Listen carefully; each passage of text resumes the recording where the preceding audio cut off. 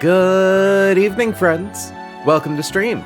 I know that it's not the time that we normally do this on a Sunday, but yesterday was stupid fucking busy, and Mintmod and I haven't gone on like a proper, thorough grocery shopping trip in like a month and a half, maybe 2 months. So we really needed to go get groceries. And I was not 100% certain if I would have the energy to go grocery shopping after I go video game streaming. So I had to make a call. But thankfully, I've shaken off my no caffeine headache. I guess you can just call it a caffeine headache, can't you? It's a headache as the result of not putting caffeine in my body. But yeah, so I've been a little achy. Been a little shaky, been a little tired. Yesterday was so freaking busy. But here we are. We made it through Cycling Road Rifle last session, despite all logic saying otherwise. That's untrue, actually. We had a really solid line and got really unlucky right out the gate, and we steered. And also got really lucky afterwards. But today I want to get at least 3 fights done, because if we can do those 3 fights, we get access to Altering Cave and our only encounter for this leg of the journey.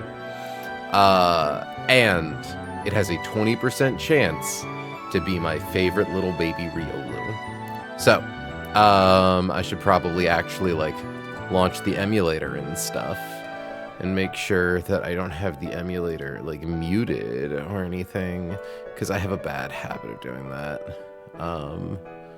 Load ROM, load run and bun, open. I did not have it muted. There we go. So we've got some stuff to calc. Because I've been so busy recently, I have not had time to calc out my lines for today. So that's why I'm trying to not be too ambitious with the number of fights we can do. And one of the fights we have coming up is Tailwind Doubles, which is a really scary bout. So, honestly, actually, I might remute the game and put the Pretty Verdant Turf Town music back on, just for, like, entering the calc zone. Because it's nice and relaxing. Okay, so. I also wanted to go get my bangs trimmed today, but I did not have the time. So, coming up, we have Collector Edwin.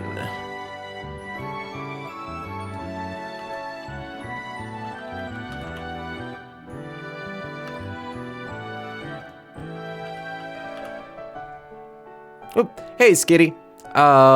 What is that stream title? God, what? Today's called, like, Oedipal Approach.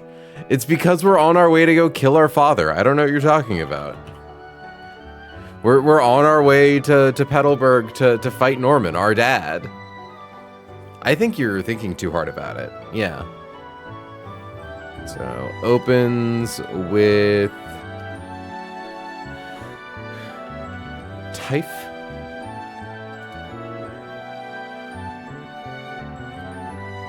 So, we have, I think, the first turn of this fight is a little scary, because Arcanine versus Typhlosion, there is a single roll on Typhlosion's Focus Blast that kills... Okay, correction, there are 2 rolls that kill after a crit. So, calculator. So, what's a 1 divided by 16... times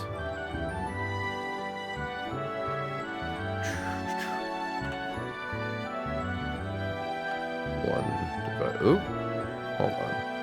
Okay. So what's 1 divided by 8? It's like 12.5, right? Yeah. Times 0.00625. No, sorry, just 0.625. So that's what? 7...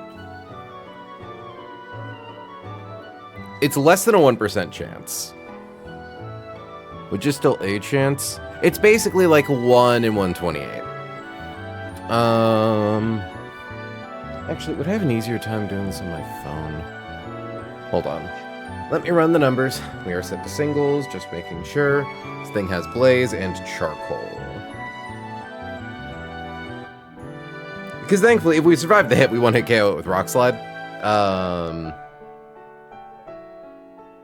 So let's see here.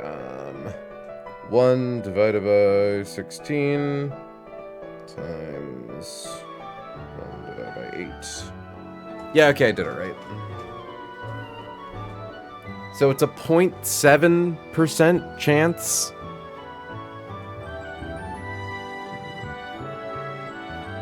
Because against this Typhlosion, we just don't have a lot of solid options. Torterra gets one-hit KO'd by Eruption. Gorobus, in theory, can one-hit KO, but in practice... It doesn't even, like, bait Wild Charge consistently, because if it consistently baited Wild Charge, then we can just, like, chip it that last bit of HP with Recoil. Nidoking dies to crit Eruption every time. And, like, nothing outspeeds this thing except for, like, Talonflame. I mean... No, that might not be a too bad idea. Because Eldegoss always lives crit Focus Blast and then always baits Eruption or Flamethrower, which do nothing to Arcanine. If it hits Focus Blast on Eldegoss, that drops its speed by 1. Okay, that works.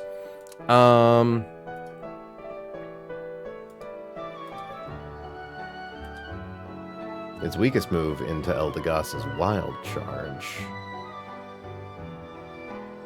I almost wonder if I have anything that always baits Wild Charge. Nope. Work has me feeling some kind of way. I'm sorry, Skitty. Oh dear. Oh, if it's just us, can you put me, to use Wait, if it's just us, can you put me in to use Explosion Boss? Work has me feeling some kind of way. No, Skitty. I cannot do that to you. That would be sad. Albeit a little funny. But only a little.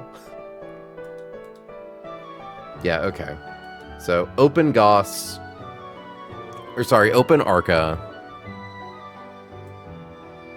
Okay, so... Equip Arca with H stone, hard stone. It'll be dignified and cool as fuck. Look, we only have one Explodemon on our team right now, and it's frickin' Dollop the Onyx. Also, why are you being difficult to open right now? There we go. Okay. Crosses my paws indignantly. Look, it's not my fault you wanted to be a Skitty. Skitties don't know how to explode. They only know plug in they phone, eat hot chip, and die. Okay, so open with... Yeah, do we have anything? Octillery baits Wild Charge, like, most of the time, but in the Hell World, where we get Eruption instead of Wild Charge, that kills Eldegoss outright. Seadra, why do you take so much more damage from Eruption than Wild Charge? It's because you have good physical defense. Okay.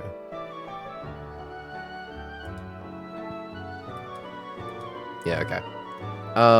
That's fine, though. We can take Focus Blast. Okay. Open with Arca. Swap to Elda. Swap to Arca. OHKO with our Slide. Because, yeah, -1 speed, we always beat Typhlosion. It doesn't have a way to live Rock Slide. And at that point, both of these two are slower, which means we always bait Liquidation, which Roserade always survives. Because, yeah, it'll always go for Liquidation because it's Ease Kill. Okay, this fight ain't too bad. Swap to Rose. Equip Rose with Miracle Seed.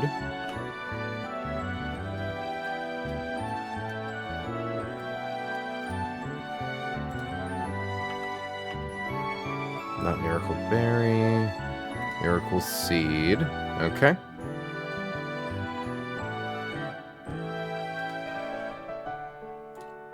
Import. There we go. We take crit Liquidation. We outspeed 1-hit KO with Magical Leaf. Yeah. And we don't even have to worry about the Liquidation defense drop. Like, hold on. Just making sure if I make its ability, like... Yep, okay, it is already calcing that.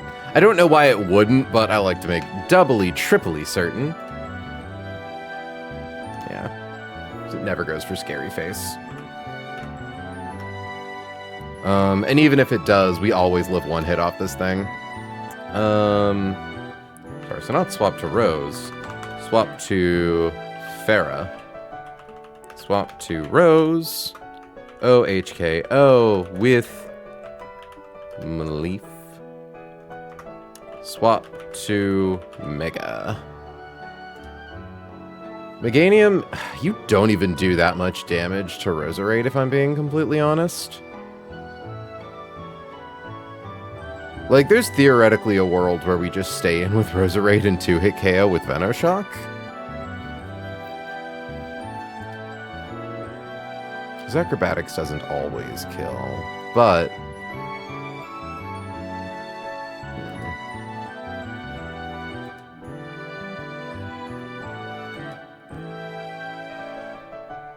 It has no way to boost its speed.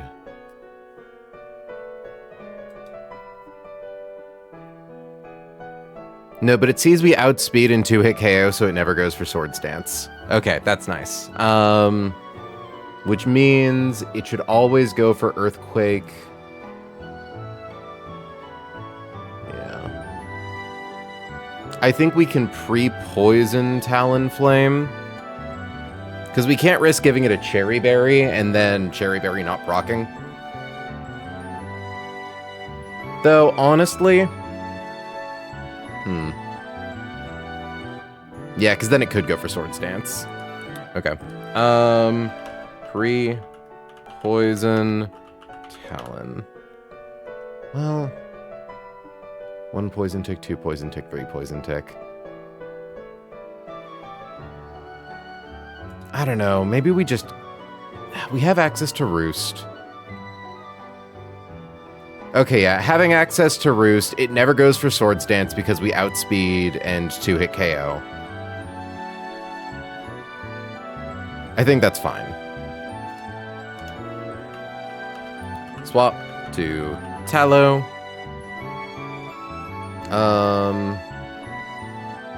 And also, we need to consider me first, right?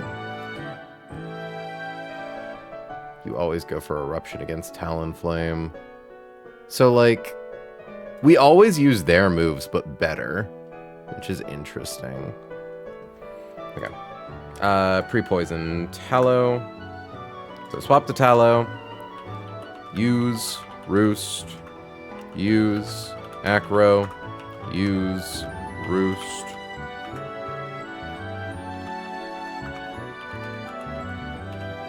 Oh wait, no, I don't even need to use Roost a second time, just 2-hit KO with Acrobatics. 2-hit KO with Acro. Is me first the one that does it at... yeah, it does it at 1.5 times power. It's honestly like a really interesting move. We had Quick Attack, and I figured that'd be more interesting tech than having a ping priority move. Because like if Talonflame isn't outspeeding something already, like what are we even doing here? We have 31 at our speed IV.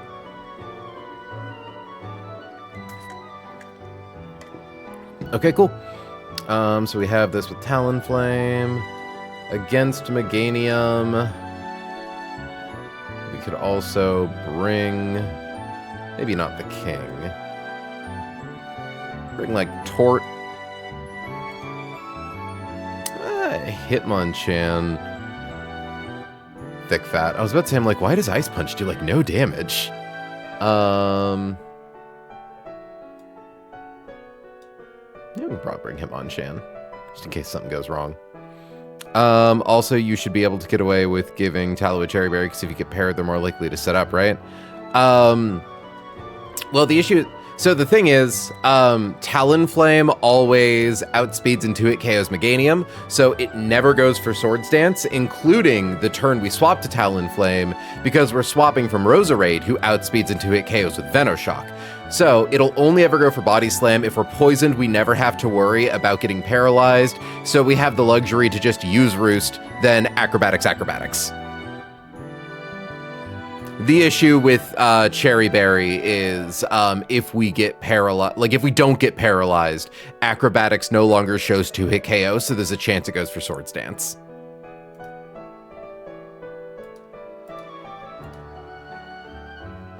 Okay.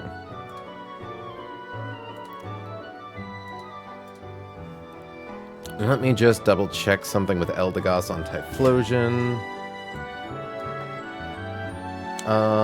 Hello, my wife. My beautiful, beloved wife. Okay, good. Focus Blast, even if it crits, never does enough damage to bait a move that isn't Eruption or Flamethrower on Goss. Oh, you're like 2% off Aerial Ace showing? Oh, do you mean like where the screen is scrolled to? Apologies, Volt Flare. Also, hi. Welcome to stream.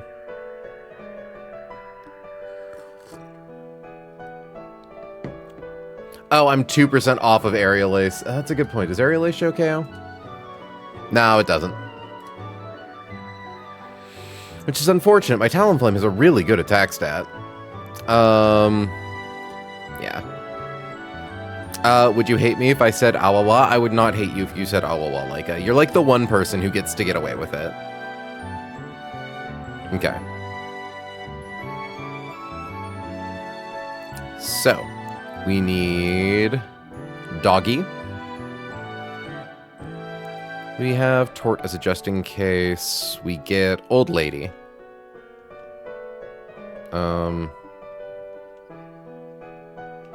Get Rose. God, I love this Roserade. I love this Roserade so much. It's such a cracked Pokemon.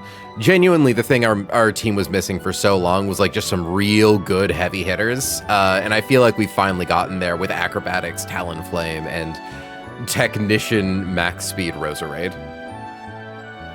What about Hau? You know, I've never heard of Hau before, so it's like new and kind of novel, and I appreciate that. Also, chat, I love that it's 6:30, but I kind of don't even need to have my blinds closed. The sun's already... Oh, okay, it's not that the sun's down necessarily, it's because it's kind of cloudy out. But either way, I can, like, open my window a little bit and not get obliterated by God Rays. Which is nice. Okay. Also, Volt Flare, you've been here so much recently, I'll permit a wah-wah-wah-wah. Oh wait, my wish is coming true. Today is Tailwind Double. What do you mean my wish is coming true? Hold on. Be nice to me?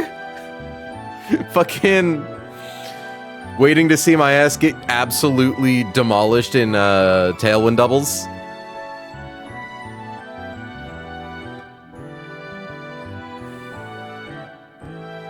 Okay. Regular potion is cheaper healing than super potion. I just want to see how you handle it. Okay, that's fair. I'm thinking it have something that baits Ice Punch and Dual Wing Beat. Turn 1, nothing toxic, I swear, or malicious, I believe you. And then swap into Togedemaru, so Crobat, Breakstone, Focus Sash. The issue is I need to find something that, like, KOs from 90%, but doesn't get one-hit KO'd by the two of them. Have you read People the Overview of Altering Cave yet? What do you mean have you read People the Overview of Altering Cave? What do you mean? How it's like the encounter where you like just try to dodge Porygon? Oh, the AI beef. So I was Googling earlier. I'm like, because I'm really excited for the encounter at Altering Cave because it has Riolu, the pre-evolution of my favorite Pokemon.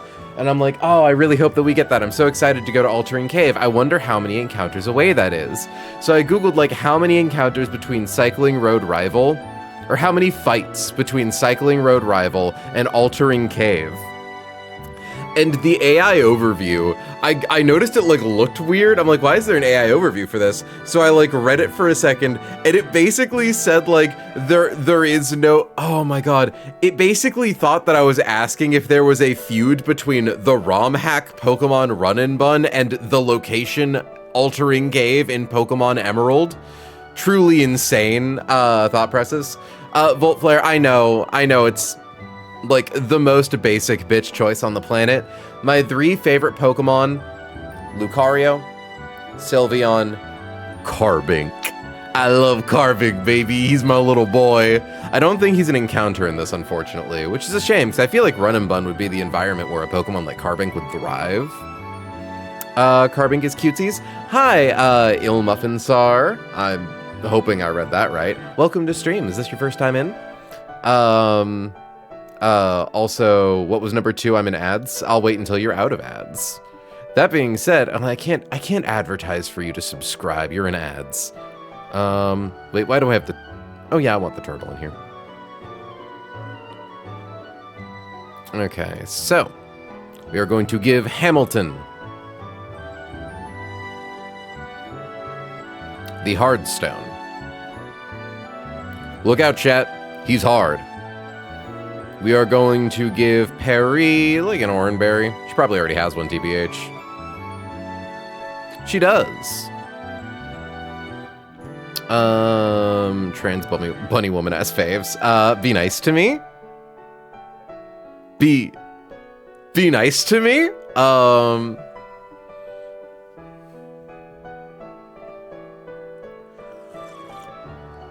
Look, I tried to resist saying that Sylveon is like my favorite evolution. Unfortunately, it's really cute. I'm a sucker for blue and pink. It's like, it is the most bunny of them. Rockhard, Hisuian, Arcanines. Where is he? Can I see him? Yeah, Hamilton's right here. Big puppy. Big impish puppy. Again, if we can get to the point where this thing learns Flame Charge and Head Smash, we are in business. What did I just come back into? That's just Laika. It's always like that. You learn to acclimate. We want to give Rose the Miracle Seed. Someone may already be holding it. Who's got... Oh, it's probably Turtle. Yep.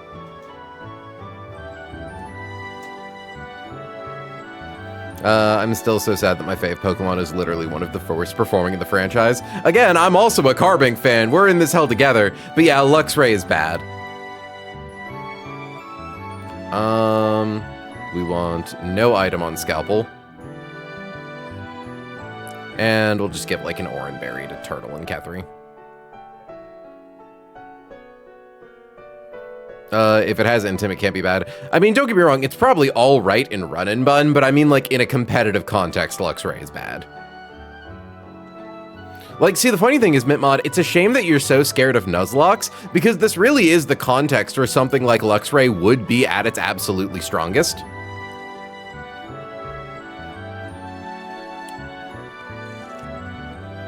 Laika, why did you just link a Reddit? What did you just send to me?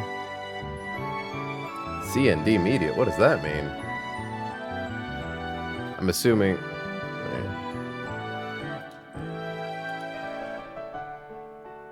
I don't understand. That's why I'm doing it, so I can use my bad faves. Oh wait, there we go.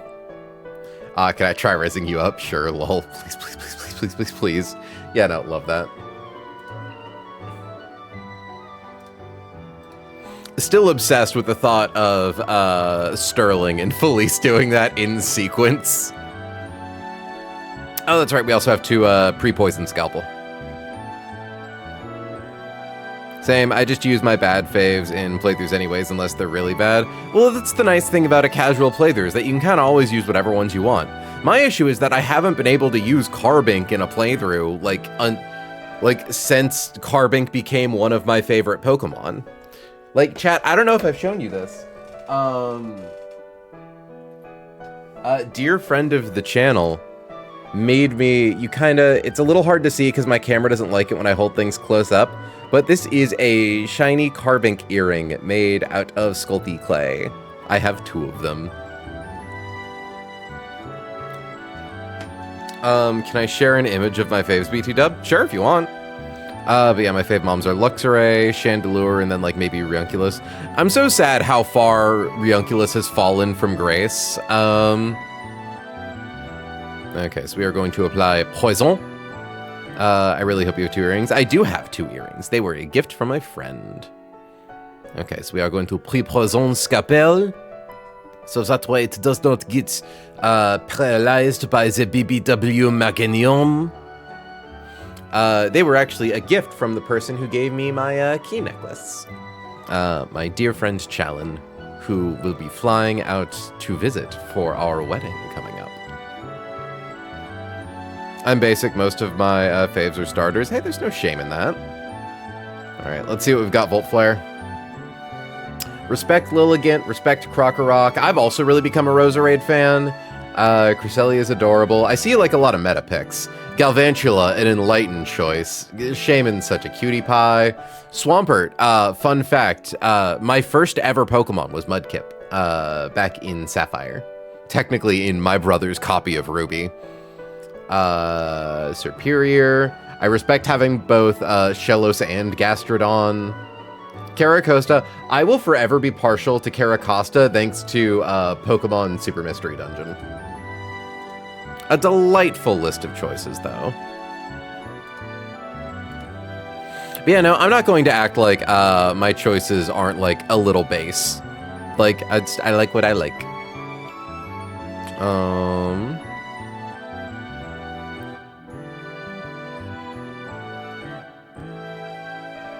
Do we just leave on the pretty music while we do these fights?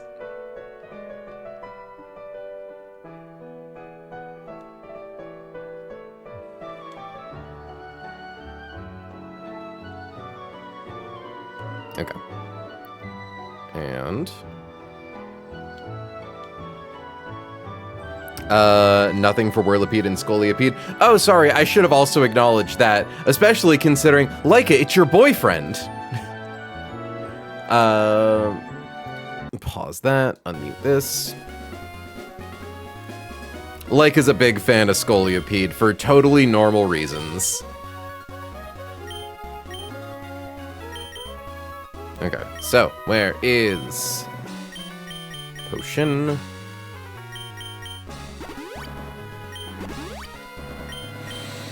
Okay. And now it's no longer my fave. Be nice to, like, be nice to dear friend of the channel. These ain't, like,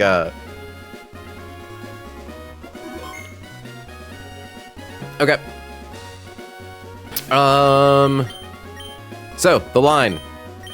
We open with Arcanine. It baits Focus Blast off Typhlosion. We swap to Perry, who always lives crit Focus Blast, and then in return always baits Eruption or Flamethrower, which Arcanine takes really well. Arcanine then outspeeds Typhlosion, securing one-hit KO with Hardstone boosted Rock Slide. Then in comes Feraligatr. We can simply swap to Roserade, who always lives crit Liquidation, and it always goes for Liquidation because it sees one-hit KO on Arcanine. We then one-hit KO Feraligatr with Miracle Seed boosted Magical Leaf. Then in comes Meganium, who is going to never go for Swords Dance because we outspeed and two-hit KO it. So we're able to safely swap to Scalpel, Roost to heal off the attack damage and the Poison Tick, two-hit KO with Acrobatics. Also, thank you very much for the sub. I was actually going to joke, Volt Flare, when you're like, what are you, like, say what your faves are again? I'm stuck in ad hell. And it's like, well, there's no better way to escape ad hell than to subscribe during Subtember. But I couldn't advertise to you because you were, you know, in ad hell. That old woman doesn't want to fight me too, right? That'd be crazy. Could have said it in chat. You're right. Okay. The reason that we're doing the Eldegoss switch is because there is a world where Focus Blast crits. Two of its rolls can one-hit KO Hamilton. So we're just going to do this to be as safe as possible. It never goes for Wild Charge. It never goes for its 2 Fire-type attacks. We swap to Parry. Would have worked. The one time it would have worked. Real. So, in comes Focus Blast.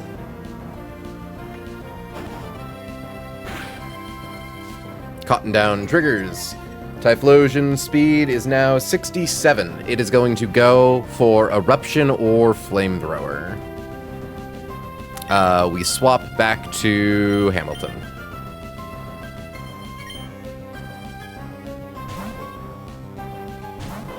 We cannot be burned because we are a fire type.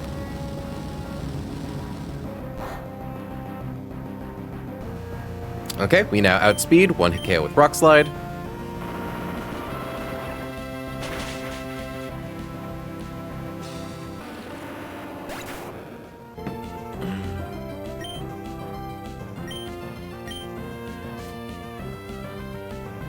Next comes Feraligatr. Feraligatr knows Swords Dance and Scary Face, but it already sees 1-hit KO, so it will go for neither. It has Liquidation and Crunch as its 2 attacks. Its ability is Sheer Force, so they can never get their defense drops. We are going to swap to Roserade.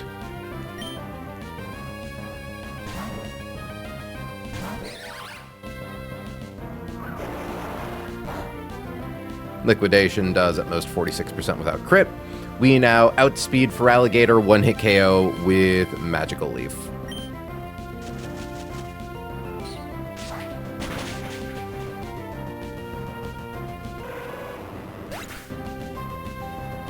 Ground type still being able to be parried match. That's right, they can still get parried by non-Thunderwave moves. I did look that up a while ago. You can get secret powered it, or glared. Out comes Meganium. Meganium doesn't see KO, but it does see that it gets 2-hit KO'd and outsped, so it never goes for Swords Dance.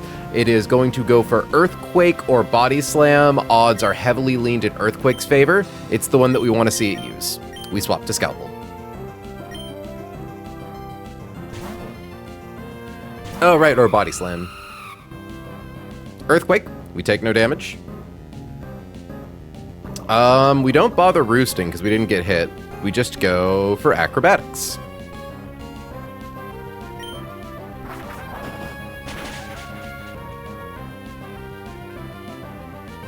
It has Thick Fat, not Overgrow. Not that that would affect anything. My brain did panic for a split second. And we KO. Easy peasy.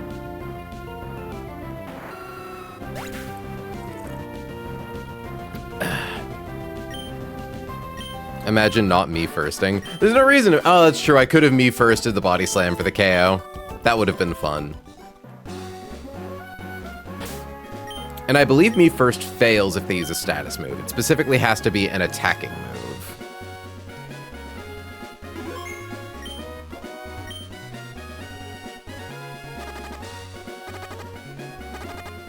I feel like there's something hidden here.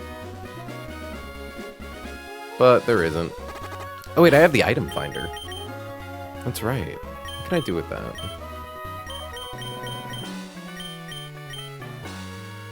Nope, no response. Okay. No one tell her the road is gone. Be nice to my lady. I'm just seeing if there's... Oh, interesting. Because that's Tailwind doubles. Honestly, I'm being really precious with my healing for no reason, but... Ooh. Go to hell. But berries... I'm actually not sure what kind of berries these are. 2 Landsat. Ooh. I believe those are either a 1 yield or 2 yield. Hold on, let me take a look. Held items. Ah, 1 to 3. Okay, that's still a decent enough yield. We didn't get min. 71 Lepa Berries. We'll never need Lepa Berries ever again.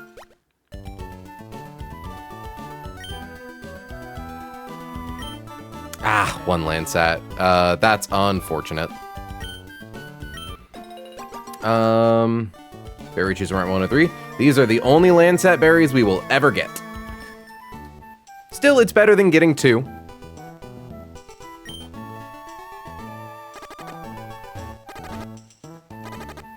And honestly, critical hit pinch berries is kind of crazy. Like, if we're able to pre-damage.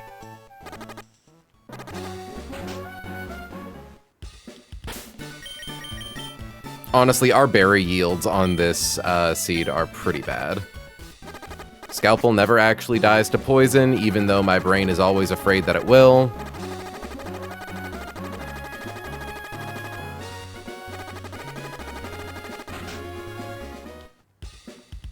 It's fine, it's fine, it's fine. There's no reason to waste the antidote. There's no reason to waste the antidote.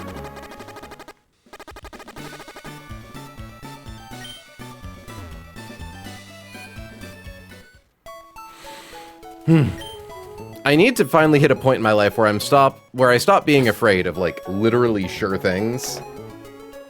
Like, this run, it doesn't matter how secure I am in my knowledge that, like, something works the way that I think it does.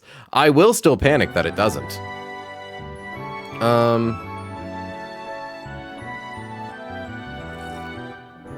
You get me, Volt Flare, you get me. Okay. Time to prep for Tailwind doubles. So, one trainer has a Crobat and a Noivern. The other trainer has a Crabrawler, Heracross, Poliwrath. First things first, we need to see...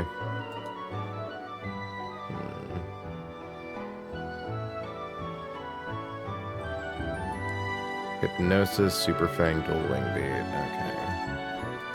So the thing is, if we can find something that always baits Dual Wing Beat, which isn't too hard, into Togedemaru, we just need to find something that does 80%.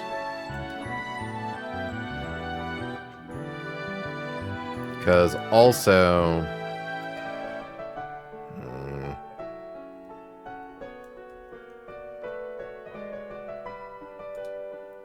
So this fight's going to be a bit of a nightmare. Also, let me just put the 2 of you in box 2.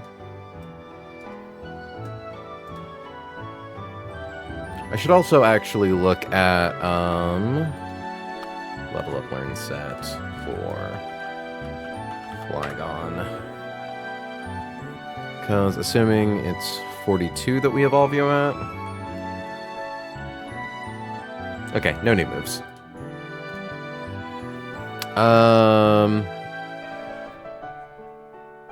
What really doesn't look great? Be nice?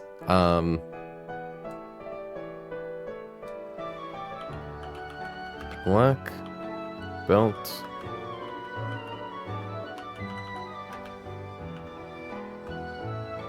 Rex. And Marcos.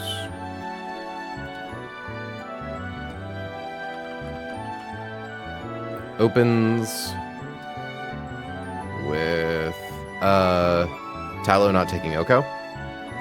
What does Tallow not take Oko on? Oh, against Crabominable? Yeah, that would be nice to be able to, like, get them both at the same time.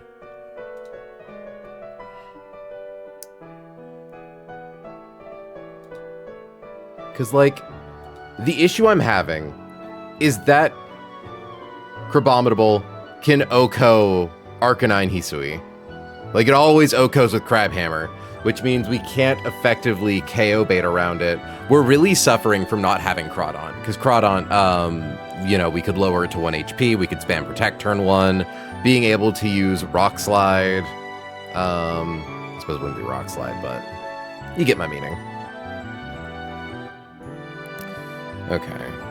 Opens Crab and Prob. I feel like this team was designed specifically for my note-taking scheme.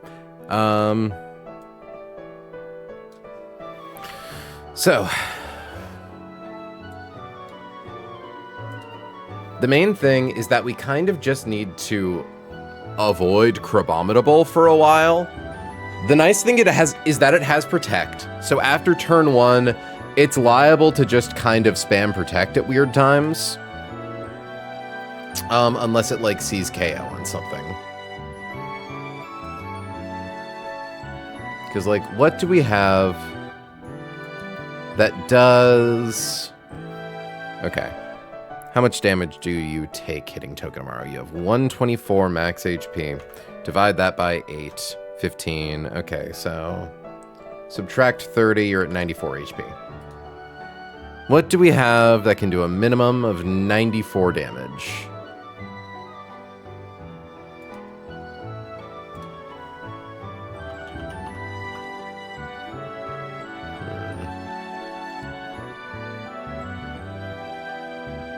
Gorbis, why do your IVs have to be so bad?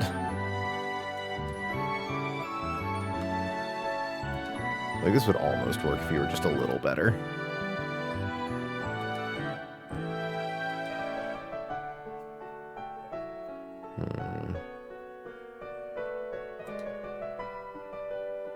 So we can't use Arcanine.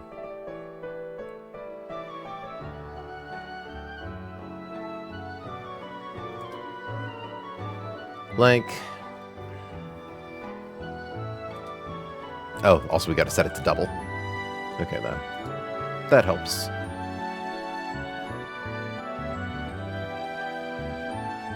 Because the problem is that Crobat has Inner Focus and a Lumberry. So we can't paralyze it, we can't put it to sleep, we cannot flinch it. There is nothing we can do to stop Crobat from acting turn 1. We could fake out Crabominable. It's a question of, do we want to just deal with being in Tailwind for the entire fight? And the answer is probably a resounding no, right? Glad to see that Roserade one-hit KOs Noivern, but gets absolutely demolished by Ice Punch Crabominable. Hold on, wait. Hidden Power Ice. So the thing is, she does theoretically bait Dual Wing Beat from Crobat. Hold on. If we give you Never Melt Ice again, you do 98. Which is enough. Let's export, import. Because actually, Noivern, there aren't a lot of attacks.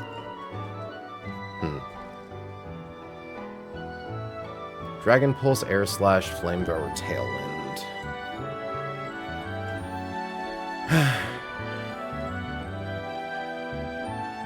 Because I think... does Tailwind matter as much when it's just Crabominable?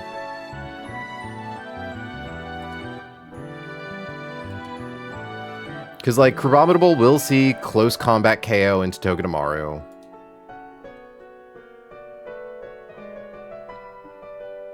I suppose we could pre-dam it. Well... Ice Punch plus Dual Wing Beat. I don't think we would have to take that much damage on... oh, but Crabominable always baits. See, the issue I'm having is this fucking crab. It's like, if this crab didn't always see KO on everything...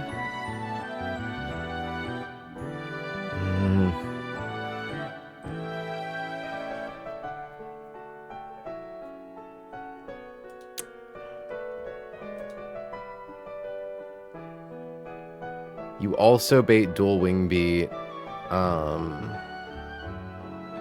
it's very unlikely, because Crobat would need to see max roll on Dual Wing Beat twice, which is the same as getting crit twice in a row in terms of RNG. Because you, with Never Melt Ice, 92 damage minimum. But there's only one roll where that fucks us.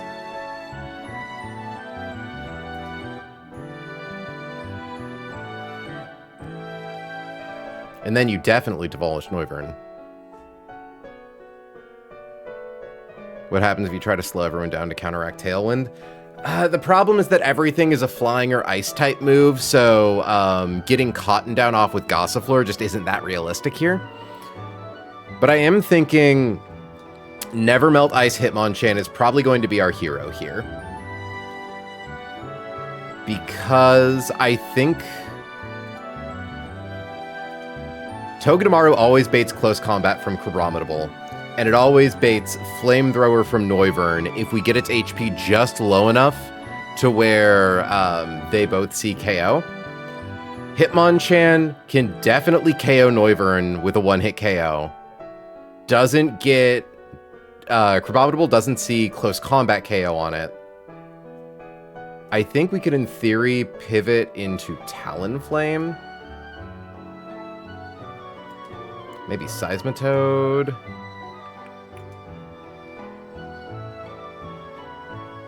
Which one of you goes first? Neither.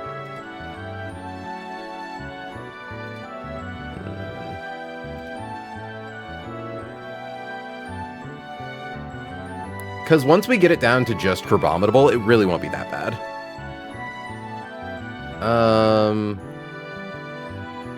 Like, it has Hypercutter and Lumberry, which is annoying.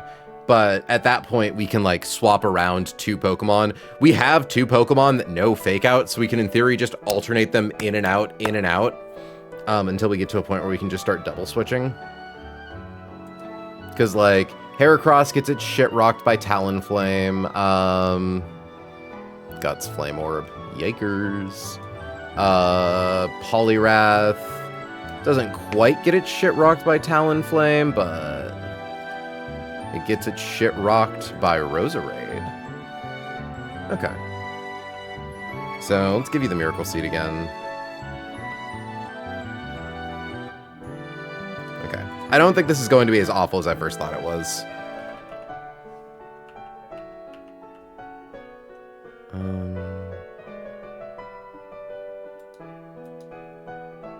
There we go.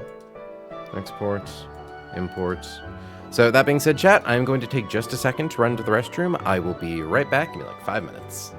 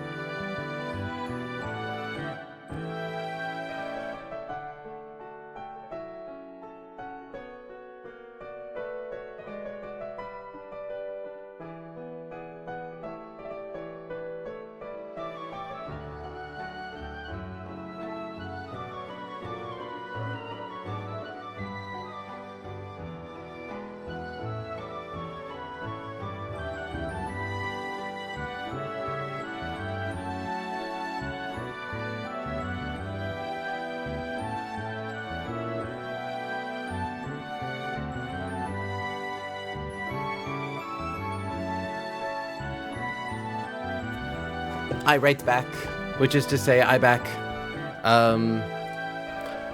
Hello, friends. Hi, Pio.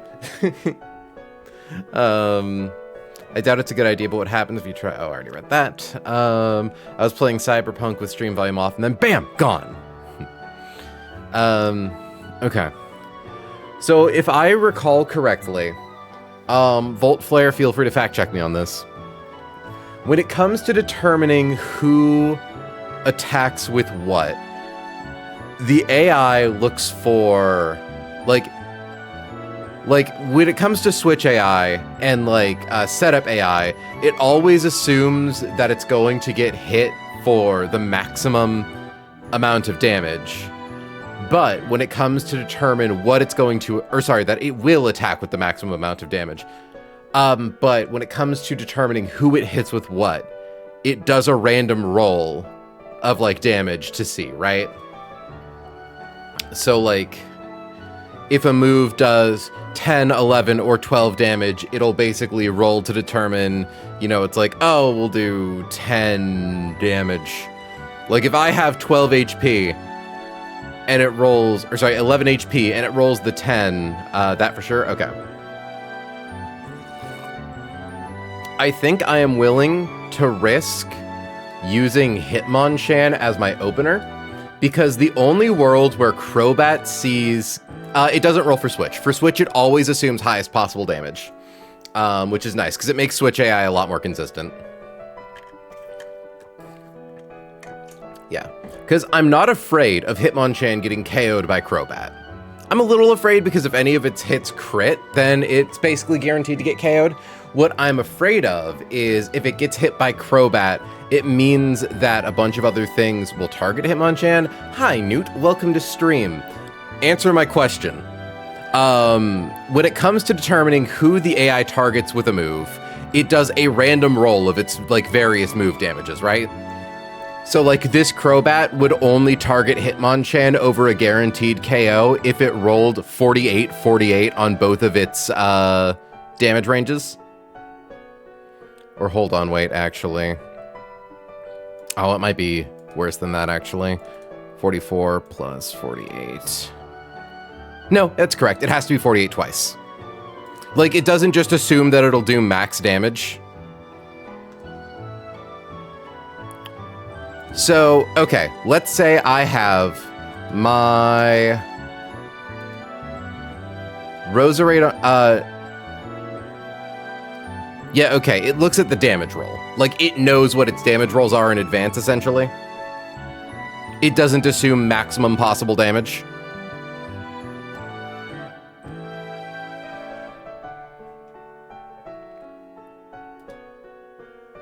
Ice Punch is guaranteed. Yeah, it rolls it all before you ever select your moves. Okay. Because what I'm thinking is, if I make it so that it guaranteed KOs Roserade with Dual Wing Beat, it only sees KO on Hitmonchan if it sees both hits as being max damage for Dual Wing Beat. So I'm pretty safe to use Hitmonchan for turn 1 of the fight, right? Also, let's get you with that Nevermelt Ice. But Switch AI is always max damage. It's 1 in 256. I think that's an acceptable level of risk. There is a point where I can only make it so airtight.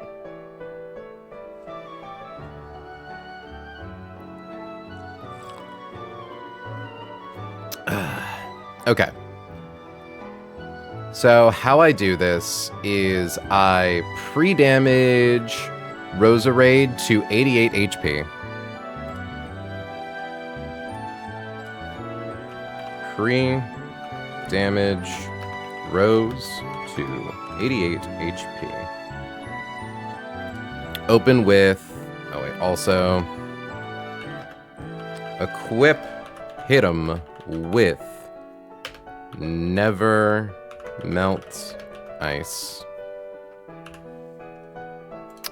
Because if it goes for Dual Wing Beat into Roserade, Ice swap into Togedemaru, who takes Dual Wing Beat really well, does 30 damage on the crackback from like Iron Barbs back to Crobat, drops it down to 94 HP. Lowest damage roll on Never Melt Ice Ice Punch is 92. That's right, it's only 92. No, this is okay. Because turn 2, I can then, if I don't get the KO with Ice Punch, I can Mach Punch to KO Crobat, fake out with Togedemaru onto Crabominable to blank its move. And then we continue down the line as intended. So we even have a backup in case Hitmonchan fails to get the 1 in 16. Also, if either, well, yeah, of course, if either Dual Wing Beat crits. That's why I don't plan on getting hit. Like, yeah, if Hitmonchan gets hit by Dual Wing Beat, odds are it's dying. Well, not odds are, only if it gets crit. But, like, that's why we don't want it to get hit by Dual Wing Beat. You feel me? Okay. So, open with Hit'em and Rose. Use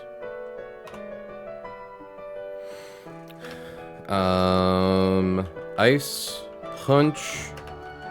No, but I'm sick, so nothing really makes sense right now, Lamau, but good luck. Thanks, Newt. I did, like, check your stream bot for a couple seconds, so I'm like, why did he go live for 40 minutes? Home from Maisie to see my Maisie. Are we winning? And I'm immediately threatened. Hi, Turtle. So far, so good. We beat our first fight without any issues. It went pretty much exactly to plan. Maisie's definitely going to be a very important part of this fight because Crobat needs to stub its toe on Maisie. Use Ice Punch on Crob. Swap Rose to Toge. Now, what I need to figure out... Okay, thankfully, the rolls on Dual Wing Beat are really consistent. Because against Roserade, Crabominable will always go for Ice Punch. Which, yeah, KOs it from 80%. What we need to figure out is the lowest possible damage roll on Togedemaru. Or sorry, the lowest possible damage roll from these two on Togedemaru that still baits Flamethrower from Noivern. We need to be down to 56 HP. How can one threaten to soup that which is already soaped? Also, we pulled our Landsat berries, Newt. Unfortunately, we got 3 out of the possible 6, but you know, what are you gonna do? It's more than 2.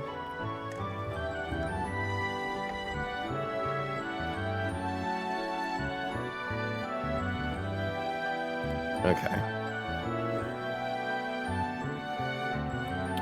So, but also in theory baiting Flamethrower or Dragon Pulse.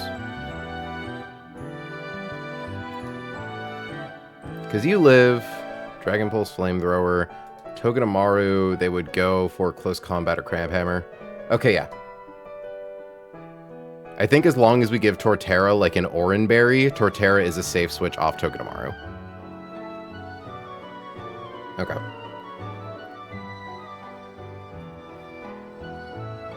Let's see here. And the nice thing is that Hitmonchan outspeeds Crabominable and one-hit KOs it with Sky Uppercut, so as soon as we take care of Tailwind, the rest of the fight is basically in the bag. I actually think this is super-duper consistent. We just need to figure out the Togedemaru damage range to always bait and attack off Noivern, but always survive, like, crit Dual Wing Beat, crit Ice Punch. Also, I suppose Ice Punch can freeze, right?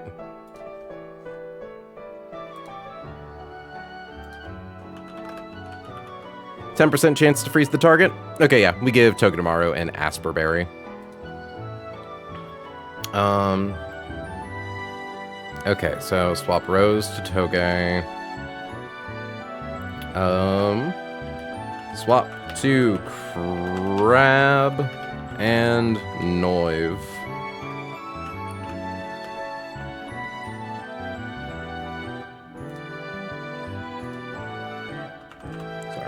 KO Probe with Ice Punch. Gotta get my annotation right.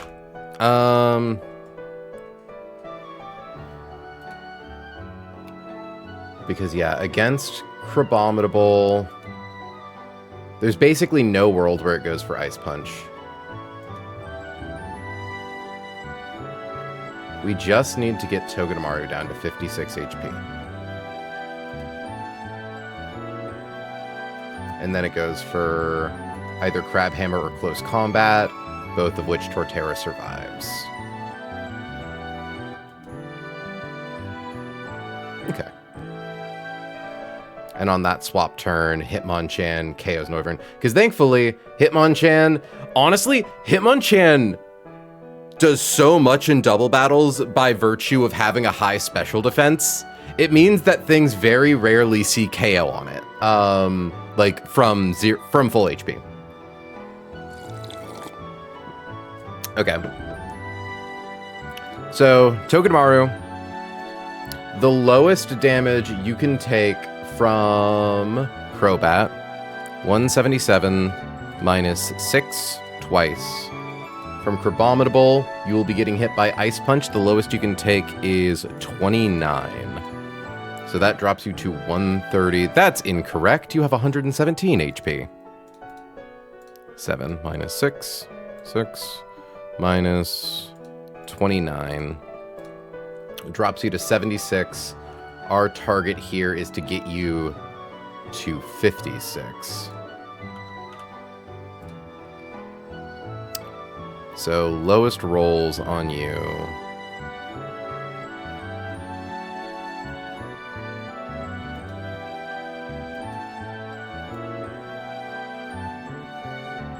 So, minus 56. So I think we pre-damage it by 20?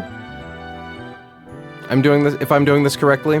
So if we start with 97 HP, minus 6, twice, against Crabominable, taking an Ice Punch, losing 29, drops us to 56, sees KO Flamethrower. Okay. So we pre-damage to 97. Pre-damage Toge to 97 HP.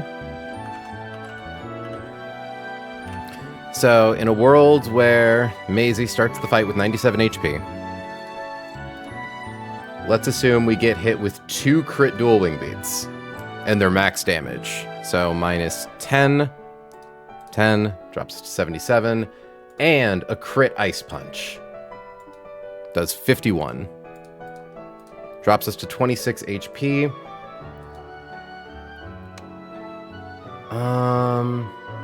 Okay. Because Ice Punch definitely kills Torterra. We could bring Octillery as a just in case. I don't know. No. I think we're fine. This is relying on getting crit a shitload of times for our numbers to get that bad. Like, yeah. Togedemaru lives getting crit 3 times. As long as it doesn't get crit by Crabominable, we're fine and on the line. Because, like, Maisie, when does an Oranberry proc for you? 117 divided by 2 is 58. Yeah, it's a bit awkward.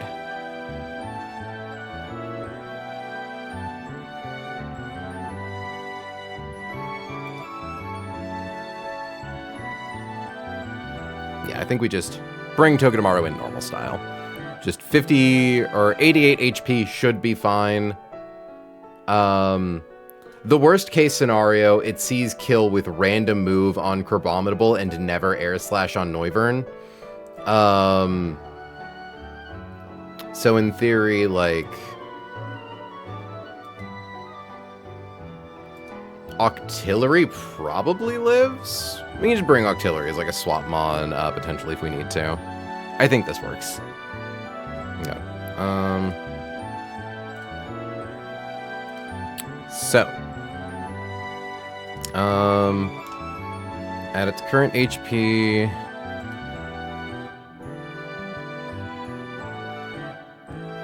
And I did that math assuming, yeah, all lowest rolls possible. Okay. So swap to Crab and Noive.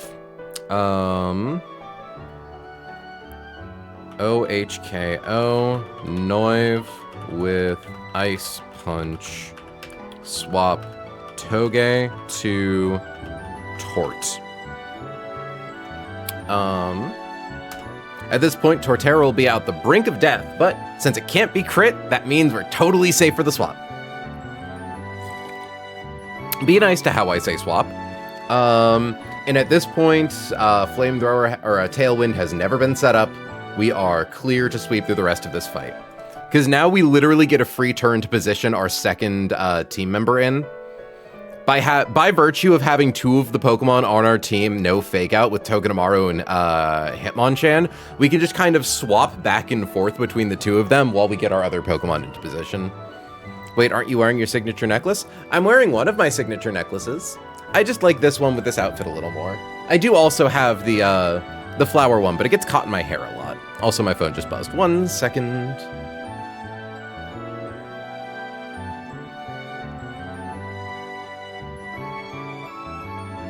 Okay.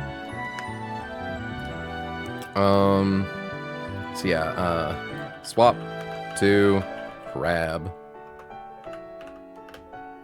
OHKO, Crab with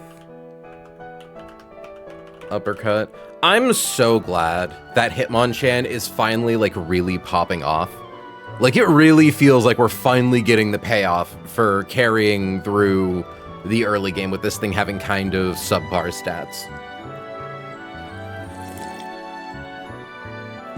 Okay, so at this point it is just Crabominable. It gets one hit KO'd by that. I guess I should consider Crabominable will be looking at Hitmon slot. I just got the Twitch jingle. What was that? Thank you very much for the follow. Alistair, is it Alistair Recipes? Or, yeah, I can't imagine how else I would read that. Thank you so much. Hope you're enjoying the stream. Okay. So, KO with Sky Uppercut. So they're going to look at Hitmonchan slot to see what to swap into next. It won't actually have Flame Orb up yet, so we'll give it, just like, yeah, sure, Flower Sweet, Healthy. Okay, so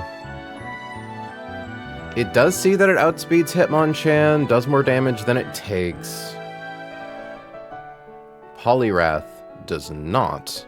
So it'll swap to Heracross.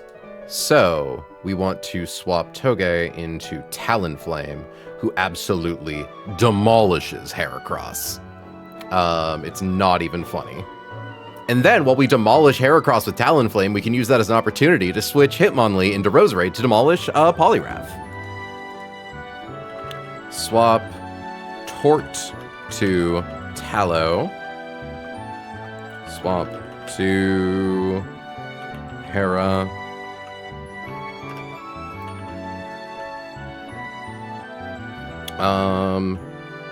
Swap Hit'em to Rose. OHKO. Hera with Acrobatics. Swap to Poly. OHKO. Poly with Maleef. Also use Acrobatics, I guess.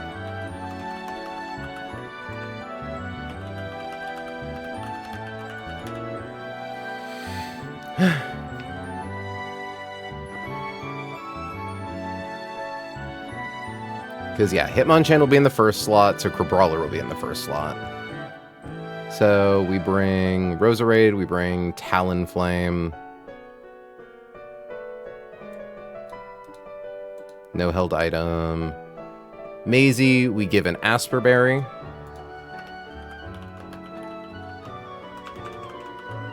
Toge.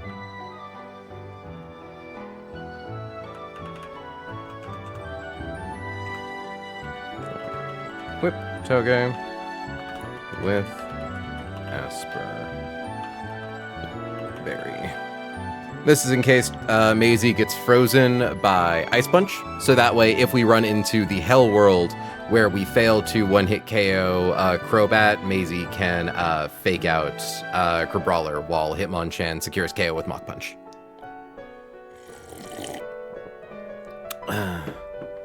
Just making sure, because yeah, you just have a Focus Sash, okay. And you have a Flame Orb, and you have Citrus Berry, but that won't matter because you're getting one-hit KO'd. Yeah, and you just need a Miracle Seed. Okay, cool. 1 second, checking my phone, because it buzzed again. It's about the fact that I just got followed on twitch.bitch. Okay. Here, let's throw on something else. There we go. Ooh, actually, you know what? This is good. Alright, friends. Let's get our team equipped. We only need these 4 Pokemon. So, let's see. Seismitoad. You take those hits good. I think we bring... Oh, wait. We need Torterra. That's right. I did forget Torterra. Okay, so we have 1 open slot. Octillery. Seismitoad, how much damage do you take? So you take that much from CC. That much from Dragon Pulse. Okay. We'll bring Octillery as our, in case Maisie gets absolutely fucked up during turn 1 of the fight. We have Octillery as our, this Pokemon we're okay swapping in place of Torterra, in case, like, you know, we're baiting random move on Crabominable. It exists solely to be there in case Crabominable, though we were in a, thought we were in a fight. No, we were just, like, doing the calc prior to the fight. Okay. So, we need Hitmonchan. Oh, the music changed to fight music? That's just me. I'm just, like, in YouTube. We already have Roserade. We need our beloved little soccer ball.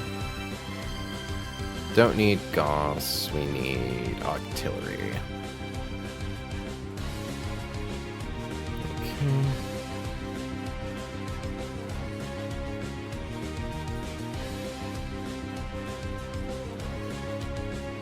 We give frickin' Nevermelt Ice to Kethri. Because a Kethri with, just making sure, a Kethri with Nevermelt Ice.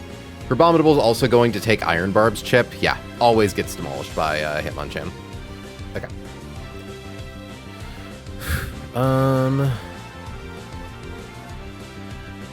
We give Rose Miracle Seed, I believe.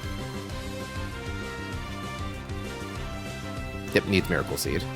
Though I think you already have it. You do. We give Turtle Rostberry in case it gets burned. Because just making sure, taking highest possible damage moves, it'll never go for Air Slash. That much we know. So highest roll on Flamethrower is 60. 139 minus 60 is what, 179? Yep. So 79. And then it should never go for Ice Punch from Crabominable, so highest damage is Close Combat, doing 70. Yeah, so it'll always live on 9 HP. Okay. So I don't want to waste an Oran Berry on that. We have so many Rost Berries.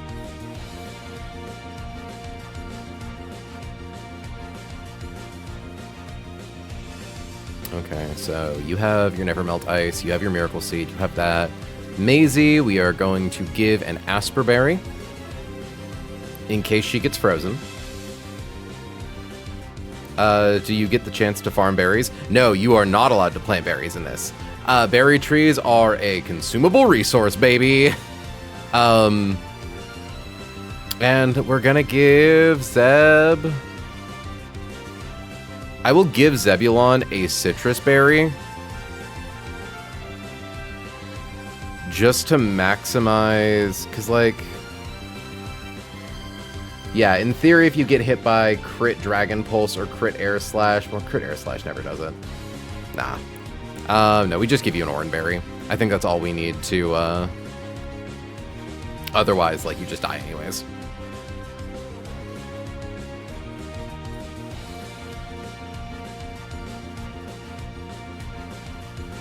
Okay. This is the scariest fight of the day. This is the battle we've been dreading. So...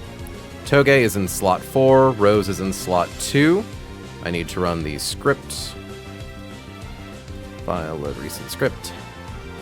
So we need to pre-damage slot... Oh, wait. So Roserade gets pre-damaged to 88. Pre-damage. Togedemaru to 97. Okay. Just checking. They have been pre-damaged. This is so that way Roserade basically always baits dual wing beat from Crobat. And even if it becomes a coin, like even if it's like... So the thing is, we actually said it was like 1 in 256. It's actually 1 in 512. Because it would need to see max roll on both hits of dual wing beat. And then coin flip onto Kethri instead of Roserade. My local Lowe's store cat has gone missing and is thought to have gotten into a truck to another state. My sweet lumber cat, no! You know what? Can you truly cage a creature which is meant to be free on the road again? It just can't wait to get on the road again. Like, I don't know, there's something beautiful about that, I think. Okay. Kethri, Never Melt Ice. Rose, Miracle Seed. Frostberry on Turtle. Asperberry on Maisie. Nothing on Scalpel. Oranberry on Zebulon.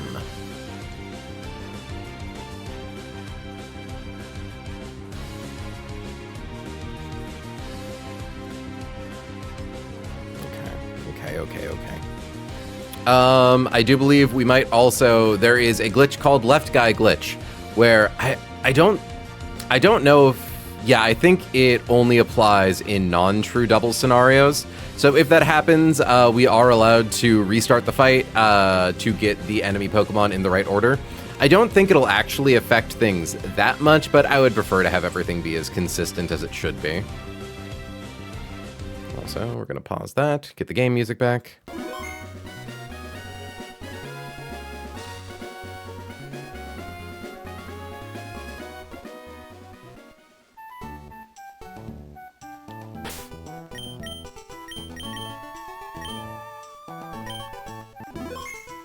Okay.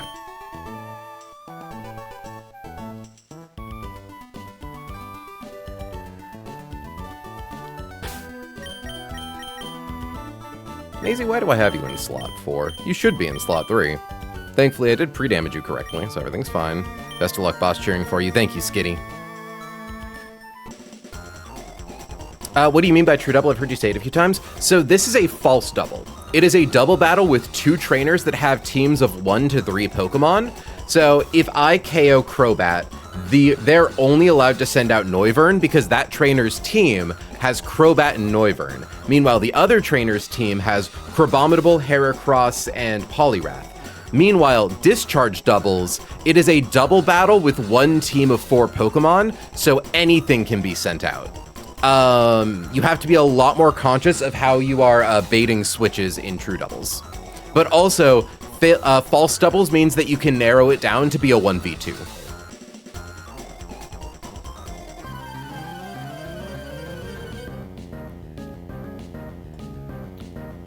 No, we do not wish this is a true double. Go to hell, go to hell, go to hell, go to hell. Crabominable, Crobat. Catherine Rose. Okay. There is a 1 in 512 chance that Crobat uses dual wing beat on Kethri.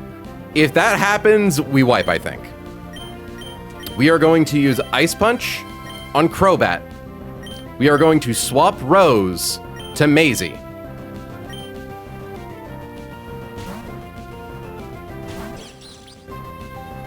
Good, okay.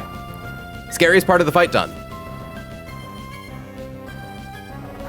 By taking 2 ticks of Iron Barb's damage, Crobat now, what's the word I'm looking for here?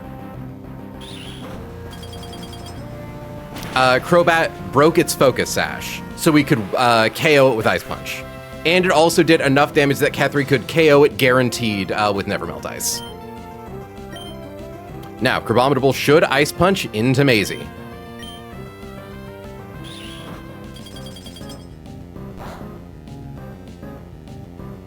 We are at 54 HP. The lowest damage Noivern sees on Maisie with Flamethrower is 56. It also notably never goes for Dragon Pulse. So this turn, Crabominable is going to close combat Maisie. It could also Crab Hammer. That doesn't matter. Crab Hammer does less damage to Torterra. So it's likely to close combat Maisie. Noivern always Flamethrowers Maisie. Kethri one-hit KOs Noivern with Ice Punch. Maisie is going to swap to Turtle. This is going to look scary. They do a lot of damage to Turtle, but Turtle should always have at least 7 HP.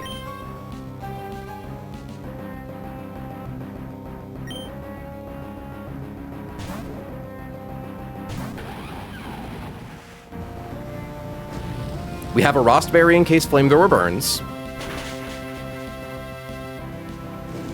We have a Rostberry in case Flamethrower burns! Okay. We don't care. Well, close combat can't do anything to us. Kethri used Ice Punch. All right. Noivern's down. None of their Pokemon can use Tailwind now. So we just get to easily play down the line fighting all of their slow, slow, powerful Pokemon. Crab Hammer. Okay, that's even less damage. I panicked for a second because it wasn't close combat. I had to remember that that is the weaker move here. So now, Kethri has a speed of 74. Crabominable has a speed of 53. Kethri always outspeeds, always KOs with Sky Uppercut. Turtle is now going to swap to Talonflame. Swap to Talonflame. Because Crabominable looks at Ketri's slot to determine what switches in, it should always go for Heracross.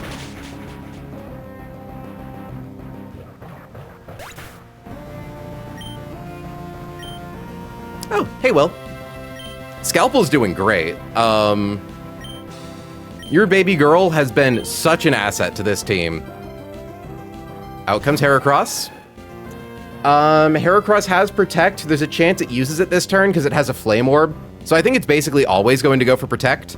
Either way, we are going to swap Kethri to Roserade. And Scalpel always one-hit KOs Heracross with Acrobatics. If it goes for Protect, we just do it next turn. But this is a free opportunity to get in our Poliwrath counter. Didn't even go for Protect.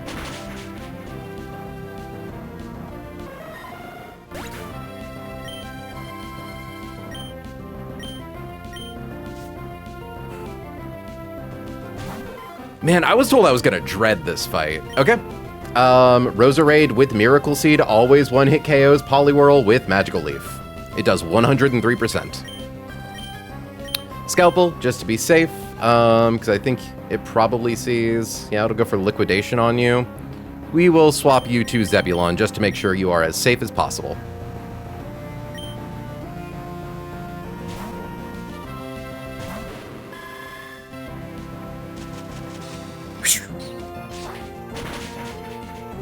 That felt so good! Setting the calculator back to single battles. All right, one more fight to Altering Cave. Newt, are you proud of me? Are you proud of me? You warned me about how scary this fight was. Am I getting good at Run Bun? Most people don't have a perfect Hitmonchan in Toge. Well, I had to heart scale Hitmonchan for its attack stat.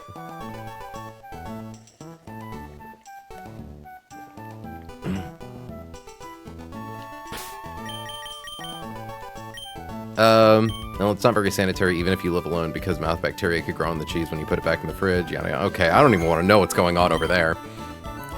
Just making sure there are no items I can... Okay. So he's our next guy. I'm pretty sure. Yeah. But after we fight him, okay.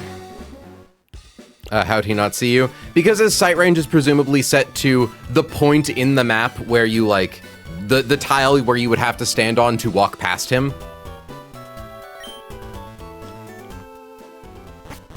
Fucking jump scare, though, my god. Considering that you did that fight that well your first time, I'd say you're getting pretty good. Thank you, Chief. I feel quite proud of myself. Look, again, with how many times I got warned about that fight, you know, it's just like, it feels good. And I know that part of it is just that I've gotten lucky, that I've had a lot of, like, really solid answers for some of these encounters, but, like, still. Hashtag happy pride. Okay, let me drop a save.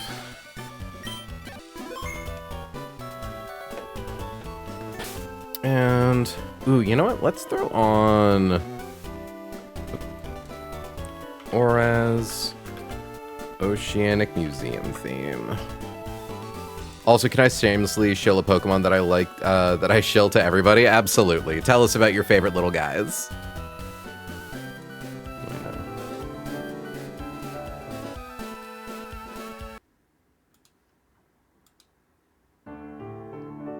Okay. Back up here. This guy only has 3 little guys, but they're probably dangerous. Cheek Pouch, Focus Sash, Thunderbolt, Dazzling Gleam, Electric Terrain, Super Fang, Woof. Okay, so this is a fight where they probably always get up Electric Terrain, I assume.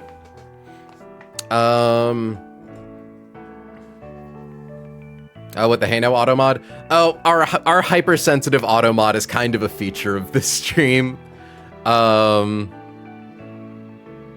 That's why we have the frozen yogurt emote. If you accidentally get auto-modded 3 times in a single stream, you get a free frozen yogurt at participating retailers. Okay. Well, I'm at 2. There you go. Yeah, no. Someone came into one of my first few streams and called me a slur, so I'm like, let's just tick the auto mod feature that detects slurs up a little bit, but now it grabs like words like blackguard, so we just turn that into like a stream gag. Like, it gets anything that's like a pejorative. I'm opening my window in case you're wondering why I'm doing fucking calisthenics right now.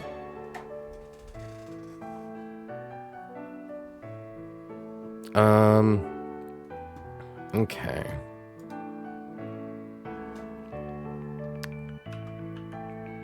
Okay, fan. Miguel.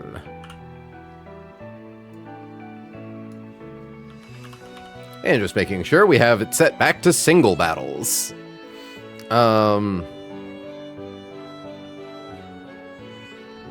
Okay. Opens. Da-da.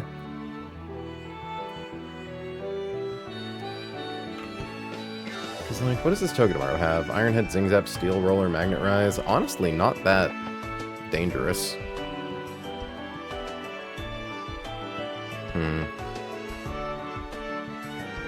Oh, that's funny. Dedenne sets up Electric Terrain so Togedemaru can destroy it with Steel Roller. Very clever. Even then, it doesn't do that much to Torterra. What, would have to drop your speed by 2? No, we'd have to drop your speed by 3 in order to make you slower than Tort. Either way, Dedenne.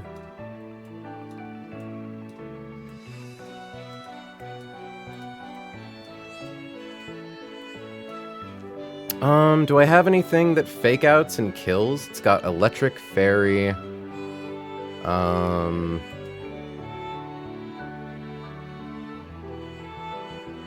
Oh, neat. Oh, got it. You're talking about a game. Cool. Okay. Poison Jab, Drill Run, Brick Break, Dazzling Gleam, Thunderbolt, Electric Terrain, Super Fang. Because what's the prio? Because Steel Roller is a Steel type move, right? Yeah, it's not ground.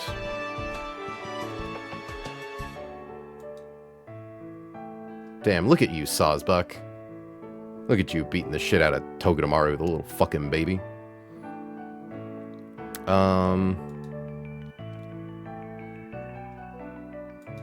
Crit Steel Roller and Electric Terrain could kill Eldegoss.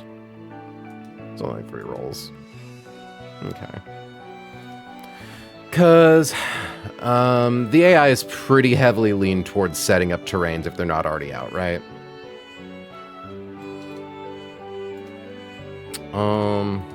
Control F.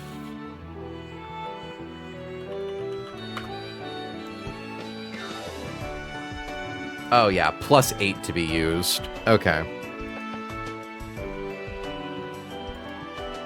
Yeah, that's pretty rough. Ice Punch, Thunder Punch, Fire Punch, none of those help us beat Dedenne.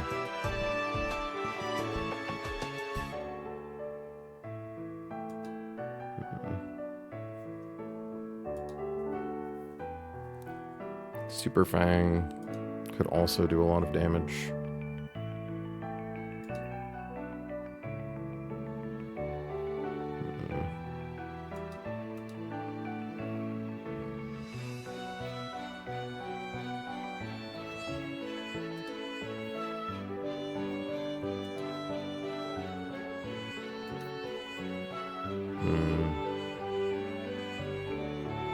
Iron Barb's Rocky Helmet. Does Drill Run make contact? Probably does, right? Yeah, it makes contact. Earth Power doesn't, though. God, Seismitoad, why are you so fast? Yeah, and like, even with Electric Terrain up, you take nothing from Steel Roller. You're immune to Zing Zap.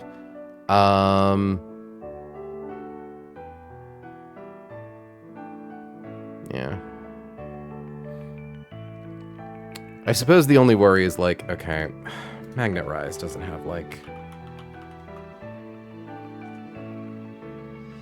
Earthquake. It just has, like, a +6 chance to use Magnet Rise, right? There's, like, nothing fancy about its AI. It's just a status move.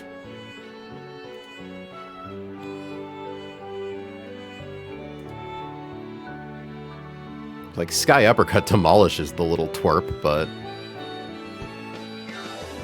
we need to make sure that it doesn't get double KO'd by Iron Barb's Rocky Helmet.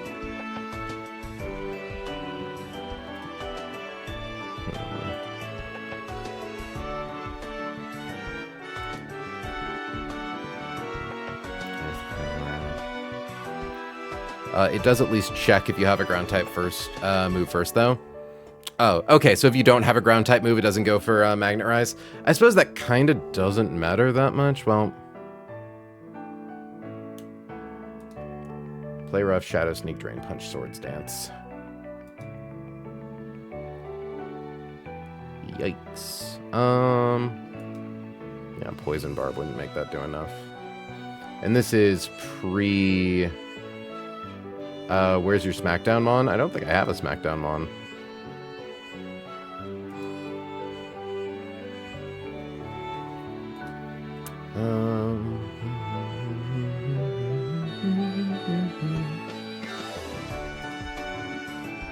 I suppose Seadra is good enough into Mimikyu for Clear Smog.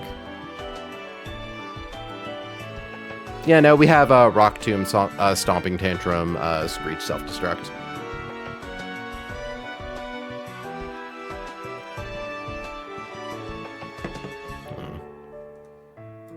Because my Dedenne doesn't beat their Dedenne, does it?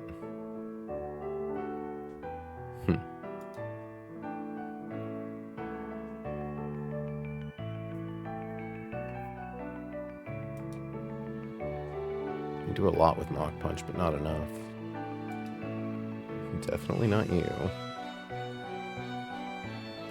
Although, we could swap into Talonflame on a Steel Roller or an Iron Head to get a free swap to something like Palpitoad.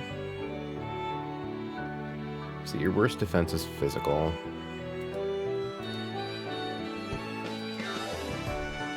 Yeah. Thankfully, Iron Head's annoying because of flinches, but like, it doesn't do a lot of damage, and Muddy Water still hits pretty hard.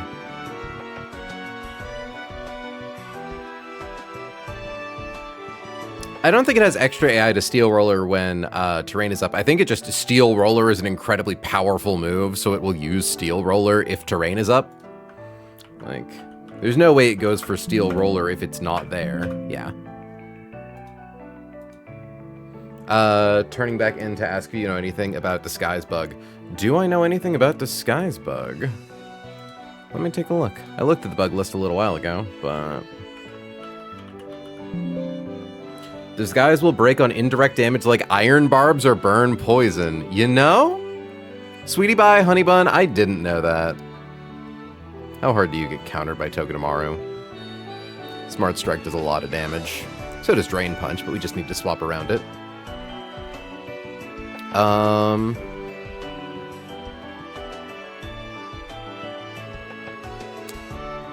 Yeah, because then we bait Drain Punch and swap into something like Talonflame, which it sees fast 2-hit KO, so it never goes for Sword Stance.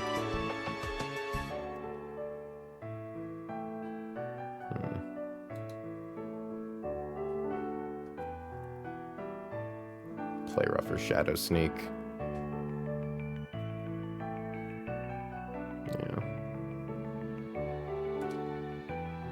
Okay, I gotta go to bed. It's nearly 11 and I got to work early tomorrow and cancer ain't gonna cure itself. Well, you know, Pyo, Godspeed.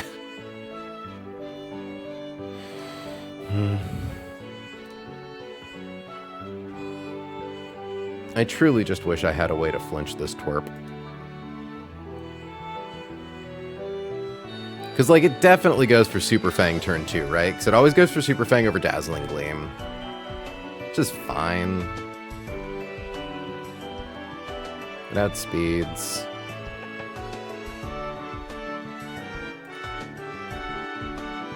Yeah. Using Fake Out on it won't really do much for us. Cool, the Venoshock does so much damage, though.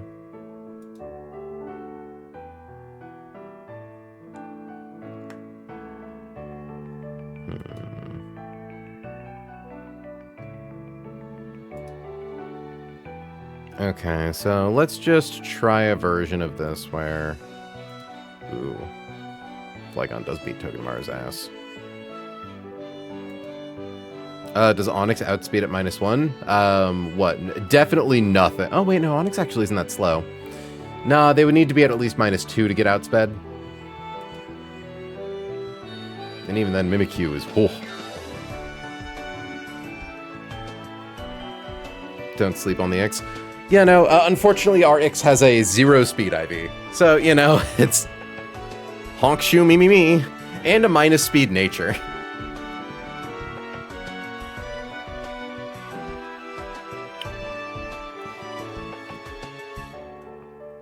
Yeah. I think this thing's gonna be really nice when it evolves because it's got a plus defense nature, which is pretty chill.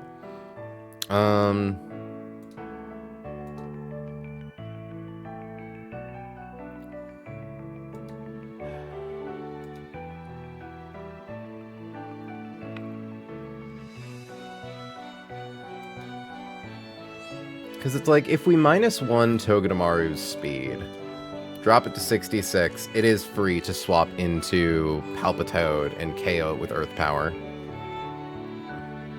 Okay.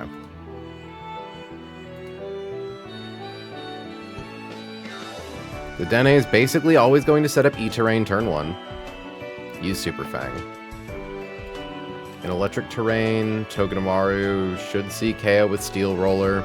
There's a chance it goes for... No, it never goes for Iron Head. Actually, it might go for Magnet Rise. Should be interesting.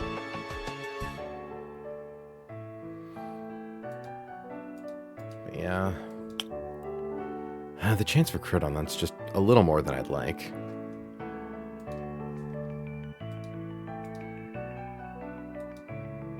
Ooh, you also get beat by Nidoking really well. Maybe I fight Dedenne with Torterra.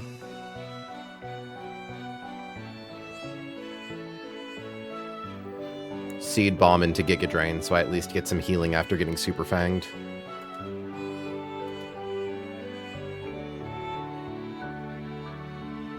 Because Torterra also fights Mimikyu really well. Freaking bug.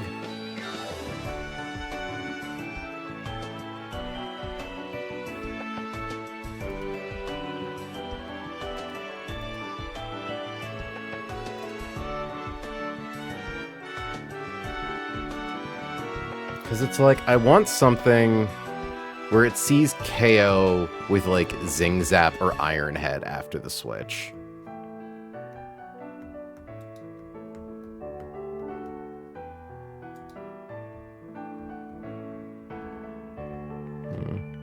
Oh shit, hi Enzo864. Thank you for the good luck message. Hope you're enjoying the stream.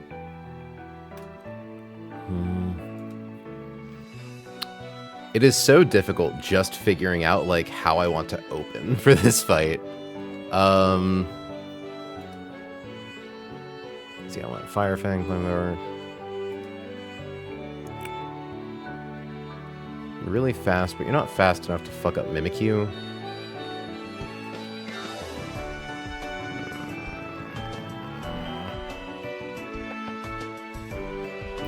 I think Talonflame beats Mimikyu really easy as long as we're able to swap in Talonflame on a turn where Mimikyu doesn't use Swords Dance.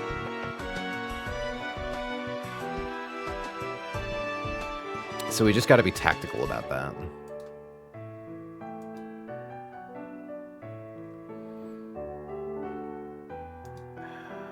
Can Torterra one-shot Dedenne and then something takes Steel Roller? Dedenne has Focus Sash. That's why we're trying to be so, like, careful about this. Because we don't have anything that Fake Out kills, and we don't have anything that has, like, a 2-hit on it. So Dedenne is basically always going to get up Electric Terrain. And it's like, we're more or less always safe to swap to Eldegoss. Because, like... I wonder, Palpitoad, do you get, like, KO'd by Mimikyu? No.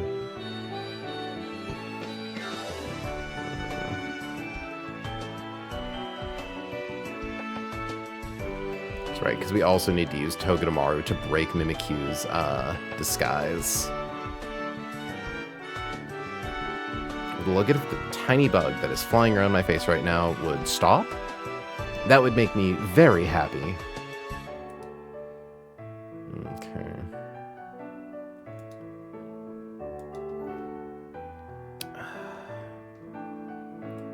So Dedenne basically always comes in second.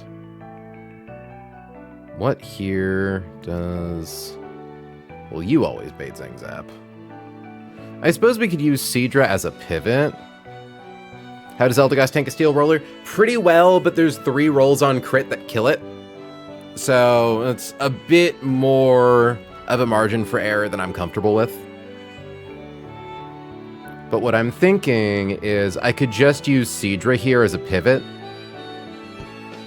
So, like, open with frickin' Nidoking. Nidoking gets dropped to 50% HP. It's basically guaranteed to go for Steel Roller, which Seadra takes really well, baits Zing Zap into Eldegoss. Eldegoss takes that really well, It gets the speed drop, so it's now slower than Seismitoad, so it should never have a chance to go for Magnet Rise before we outspeed it. Can't risk that, because, yeah, Eldegoss is way too useful.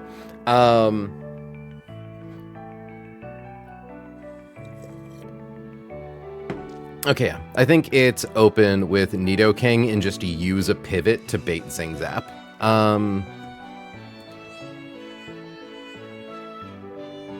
Although, to be honest, Togedemaru might Magnet Rise on the turn Nidoking is in.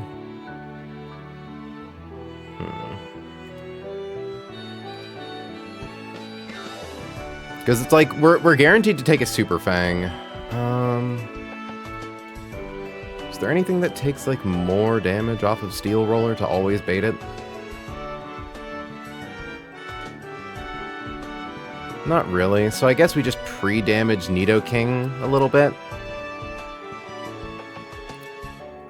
We just need to get it to where it's always at 60 HP. That's easy, we pre-damage to 120. Pre-damage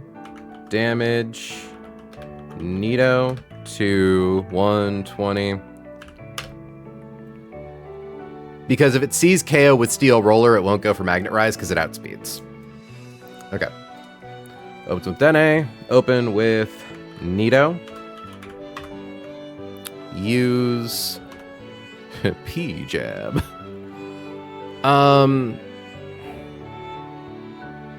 It's weird, right? Because I almost wonder, what's more useful here? Going for Poison Jab? Yeah, no, I think we go for Poison Jab. Because if we end up in the world where we accidentally kill Dedenne turn 1 because we poisoned it, that's kind of fine. At that point, Togedemaru comes in to set up with frickin' Magnet Rise, and we just hit it with Brick Break for an absolutely absurd amount of damage. We take like a quarter of our HP in recoil, but that's not too bad because it has to set up Magnet Rise, otherwise it gets one-hit KO'd by Drill Run. I assume. I assume that's how that works. Or I could Drill Run turn 1. I could Drill Run turn 1. Because if it goes for Steel Roller instead, then Drill Run just KOs. And if it goes for Magnet Rise, then okay, well now it just Steel Roller's next turn. We take a Steel Roller on Nidoking really well. And at that point it has to go for Iron Head. Okay, yeah. Use P-Jab. KO with P-Jab. Funniest attack name of all time.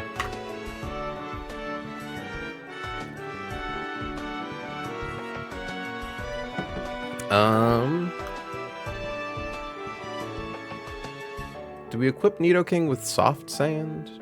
No, we do equip it with Poison Barb for Mimikyu, because then it does 2-hit KO. Equip Nido. Bitch.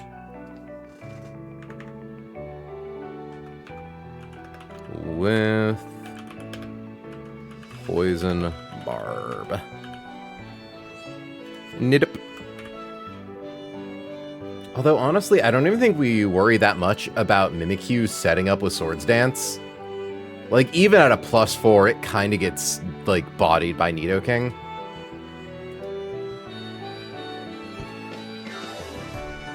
And all we need to do is hit it once, so it only uses Swords Dance one time. There is a world where Nidoking tanks this entire fight solo, which is really funny. Swap to Toge.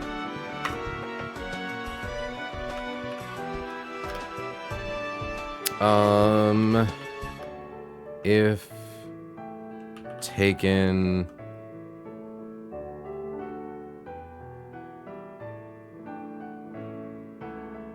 Wait, why did I pre-damage?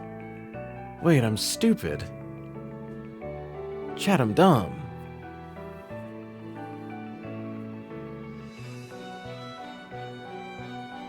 I was planning on doing a pivot. Okay, yeah. So... yeah, against this little rat. Steel Roller. And then always bait Zing Zap. Okay. swap to Seed, or we'll do swap to Gorb for the same effect.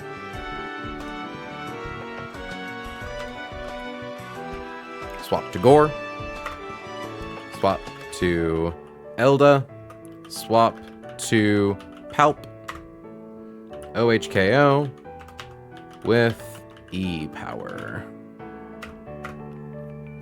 That's right, we're doing this. That's right, we have it so that it always sees KO on Steel Roller, so it never goes for Magnet Rise while fighting Nidoking. It always goes for Steel Roller.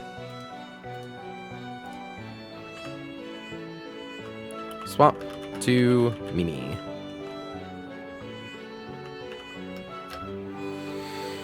So, we need you, we need you, we need you, we need you.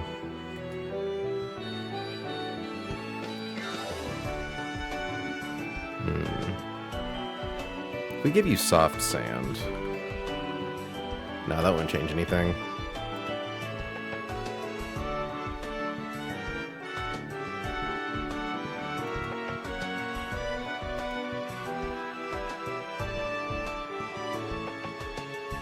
Yeah, Mimikyu's kind of really hard to predict around.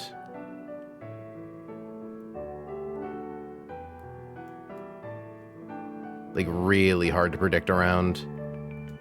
Because if Seismitoad is the thing that we have on the field, it's likely to go for Play Rough. Because the only thing we have fast 2-hit KO on it with is Talonflame.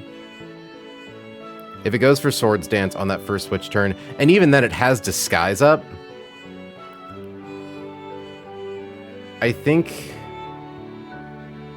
turn 1 Swords Dance, we get off, or we swap.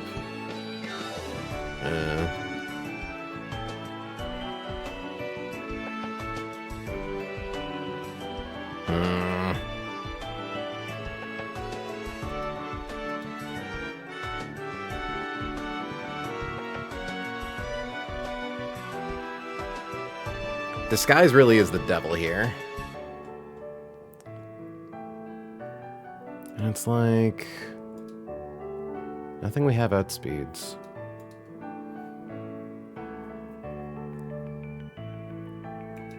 It's always going to go for either Play Rough or Swords Dance.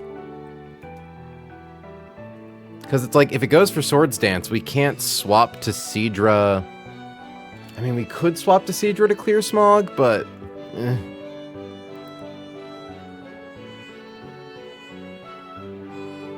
I suppose in this world, against Togedemaru, it can't go for Steel Roller.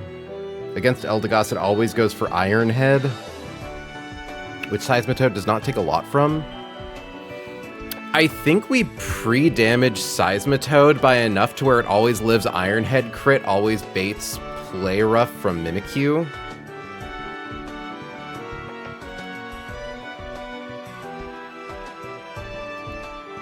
And then we pre-damage Togedemaru to bait Drain Punch after it takes a Play Rough. I think we can do this. I think we can do this pretty consistently. We just have to like be smart about our swaps. Because yeah, it breaks its own disguise using Play Rough on Togedemaru. It goes for Drain Punch with Talon, which Talonflame takes really well. And at that point, Talonflame can 2-hit KO it, so it never goes for Swords Dance. Okay. So this is a world where Togedemaru gets off 1 Iron Head against a Seismitoad. So we need to see, what is the lowest role player set? 46. So we need to get Seismitoad down to 46 HP.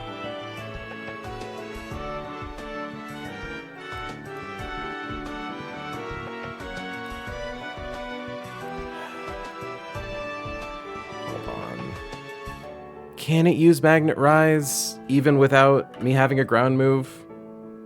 Run and bun Magnet Rise.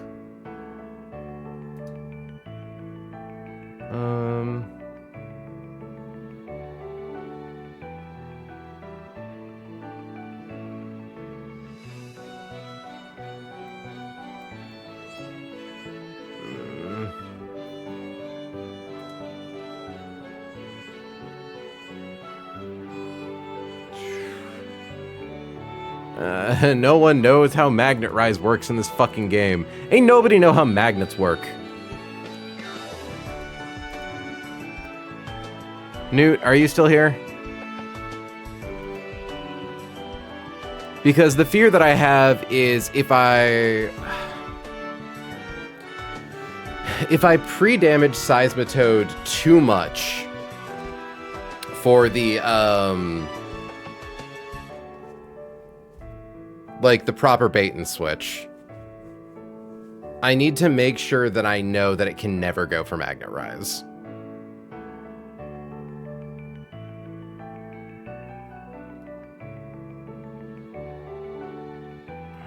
I suppose Bait's kill on Gorbis always goes for Zing Zap in electric. Well, electric terrain won't be up. We always take 26% from Steel Roller. I suppose we just have to KO Bait, right? We just have to make sure that Togedemaru also sees KO on everything. Okay. So, minimum damage on Steel Roller is 28. It then uses up Electric Terrain. Zing Zap minimum damage is 68. So, 68 plus 28. 96 minus 107, 11. So, pre-damage by 11. 96.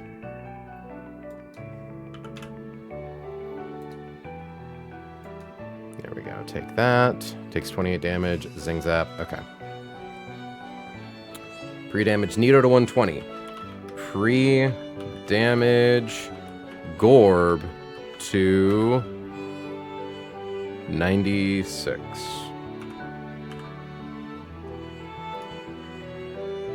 I wasn't expecting this fight to be more difficult to calc out than fucking Tailwind doubles. Okay. So against Gorbis, you go for Zing Zap now, which we swap into Eldegoss. Lowest roll on Iron Head is 40. So 40 plus lowest roll on Zing Zap. And thankfully, we don't need to worry about not like accidentally baiting Zing Zap against Iron Head. That's strictly upside for Palpitoad. No, it's not actually. Okay, so you take Zing Zap. Lowest roll in Zing Zap is 20.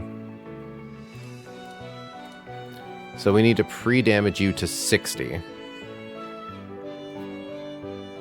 And then if you're at 60, and you take highest roll Zing Zap, 36.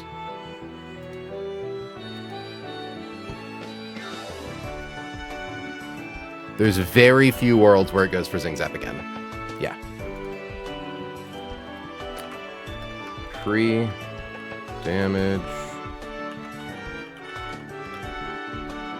Elda to 60. All of this just to stop Mimikyu from using Swords Dance. So it's crazy, dog. Okay. So, we send in Nidoking. We hit Togedemaru with Poison Jab. Or not Togedemaru, Dedenne with Poison Jab. Dedenne sets up Electric Terrain. We hit it again to KO it. In comes Togedemaru. Togedemaru against Nidoking, because we should have taken one Super Fang. We'll see KO with Steel Roller. It should go for Steel Roller because we'll be at 60 HP if we pre-damage to 120. Gorbis takes at least 28 damage from Steel Roller. We've pre-damaged it to 96. We'll lower its HP to the point where it then always sees KO with Zing Zap. We are then able to swap from Gorbis into Eldegoss, who always lives Zing Zap, and even if it crits Zing Zap, it would need to max roll to be in a world where it always then sees, to where it even has a chance to see KO with Zing Zap the following turn. It then goes for Iron Head, which we swap into on Seismitoad really well. So Togedemaru is at -1. In this situation, Iron Head does Okay, minimum 21 damage. So we need Mimikyu to always see we have 46 HP at least. So 46 plus 20, or yeah, 21 brings us to 67.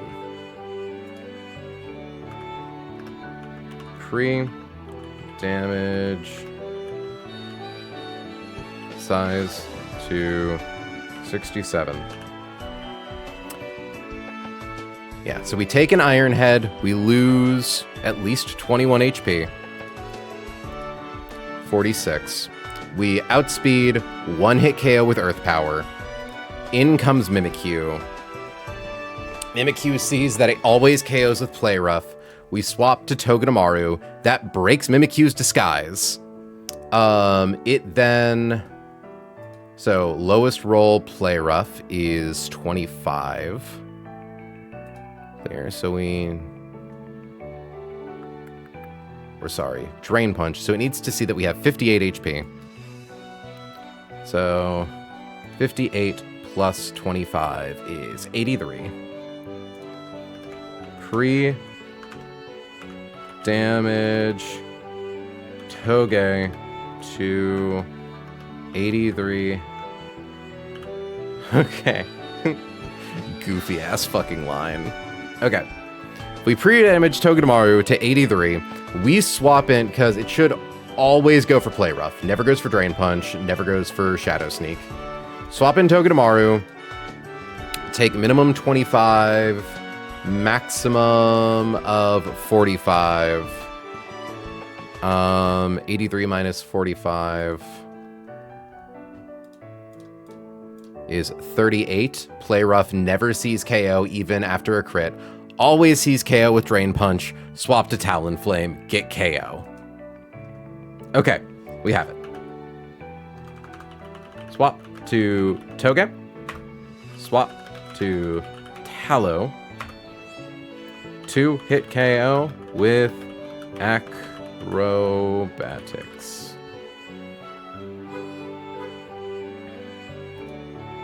So I'm now thinking we actually no longer do the Poison Jab strat against Togedemaru. We do Earth Power just to, like, make sure this goes off as consistently as possible.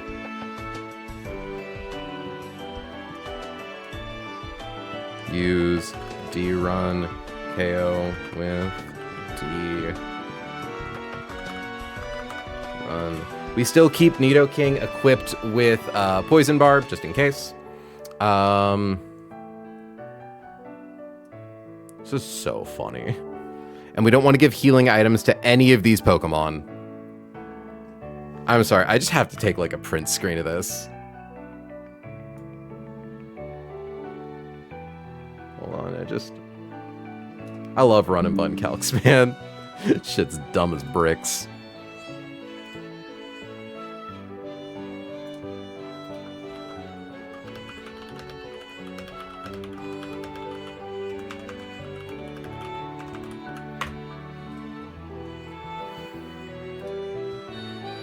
Feels really nice to, I think this is like literally watertight. Okay. Pop over to 2 screen.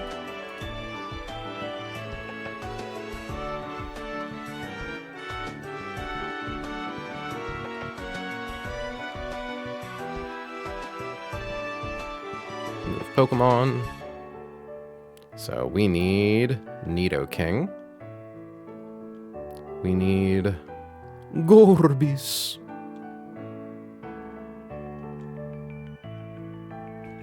Okay, correction. I do think there is like a 1 in 16 chance where Togedemaru goes for not Steel Roller. Or doesn't set up Electric Terrain turn 1. But there's a good chance it then sets up Electric Terrain turn 2.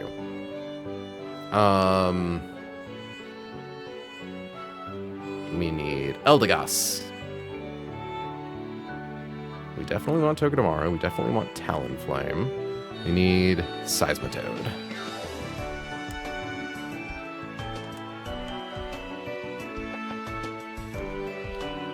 Okay. We are going to equip Give Poison Barb to Miss May.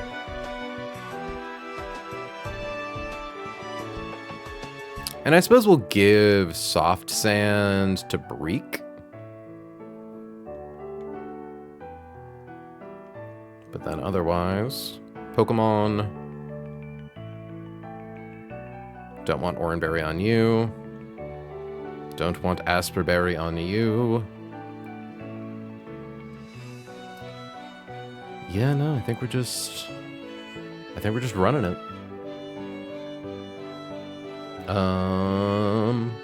Okay. And if we beat this fight, we get our only encounter for this split. Hell, our first encounter since before Watson. Okay.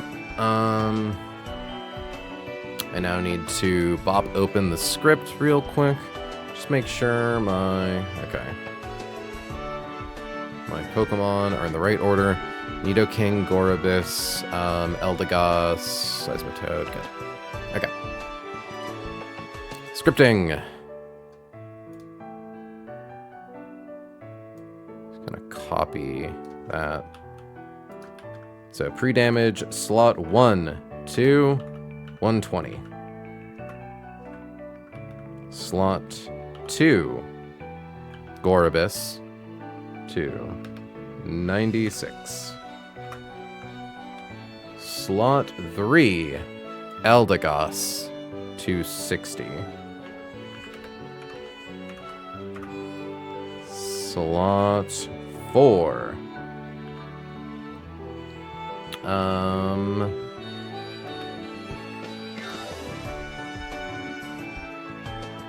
Yeah, slot 4 Seismitoad to 67. Slot 5 Togedemaru to 83.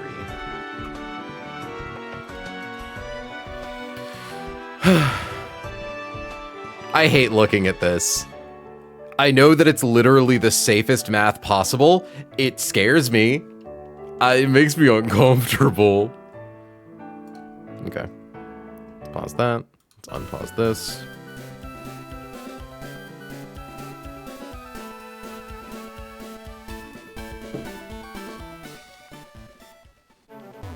Can't stay brown, gamers.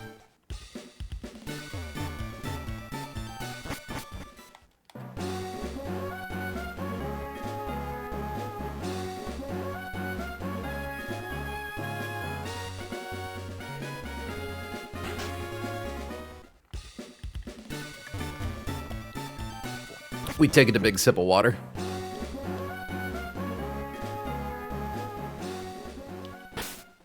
Oh, hey, Izzy. Welcome to stream. We are about to go into Pika-Clone guy. Okay. So just making sure. Nidoking against Dedenne. Nice. Electric Terrain Super Fan. Oh, okay.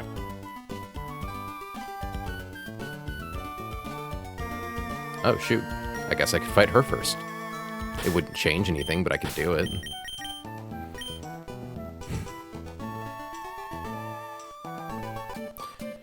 So this is an incredibly elaborate line based around a bunch of pre-damage strats. Out comes Dedenne. Dedenne is very likely to use Electric Terrain turn 1, Super Fang turn 2. It's also possible it uses Super Fang turn 2, Electric Terrain...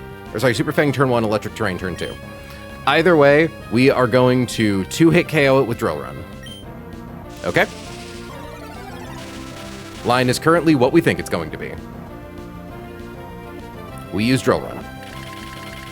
There is theoretically a world where we could 1-hit KO it with Poison Jab. It has a Focus Sash. We are specifically not doing that to make sure that we get hit by at least one Super Fang for damage baiting. It uses Super Fang. Cuts our HP in half from 120 to 60.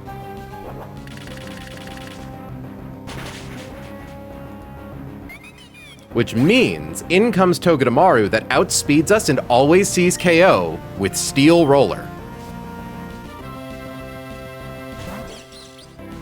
Togedemaru has Iron Barbs, Rocky Helmet, Zing Zap, Magnet Rise, as its two... Sorry, it has Steel Roller, Iron Head, Zing Zap, Magnet Rise. We don't want it to use Magnet Rise, so we have to consistently bait KOs down a certain chain until we get to our thing that can KO Togedemaru. So we are going to swap to Nomo, who takes Steel Roller very well. Even if Nomo gets crit, it still baits moves correctly. That destroys electric terrain. Zing Zap, minimum damage roll on it is 68, so it now sees KO with Zing Zap. We are going to swap to Parry.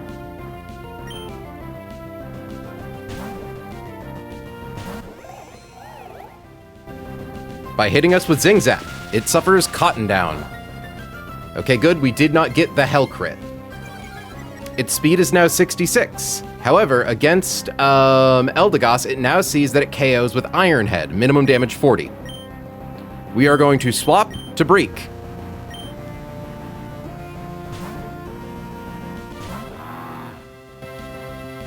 Goes for Iron Head.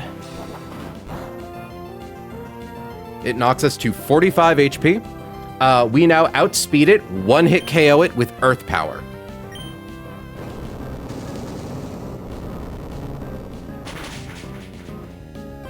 Critical hit, doesn't matter. Lastly, in comes Mimikyu. I just heard the Twitch jingle. Let me check what that was. Thank you very much for the follow, Captain Perky. Hope you're enjoying the stream. All right. Now, I learned from dear friend of the channel, Nintendo, that Mimikyu's disguise breaks when it hits, or when it takes chip damage from things like Iron Barbs. Mimikyu here sees that the lowest damage roll possible on Play Rough is 46. It outspeeds us, so it will always try to kill with Play Rough versus using Sword Stance. So, we are going to swap to Togedemaru, who takes Play Rough very well and breaks its disguise.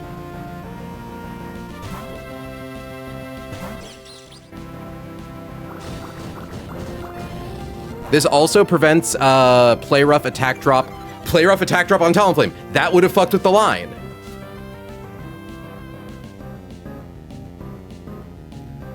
That was weird as hell. Okay, we got that effect on our sprite because that was us breaking Mimikyu's disguise, I believe. So now Mimikyu sees that it KOs with Drain Punch against Togedemaru because its lowest roll is 58. You know who takes Drain Punch really well? You know who threatens a fast 2-hit KO with Acrobatics? Yeah, that was the bugged animation. Okay.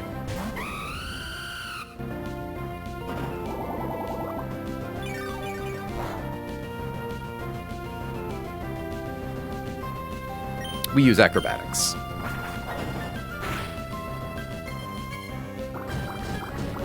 Okay, Play Rough attack drop could be bad. Good. It goes for Shadow Sneak because we outspeed and kill.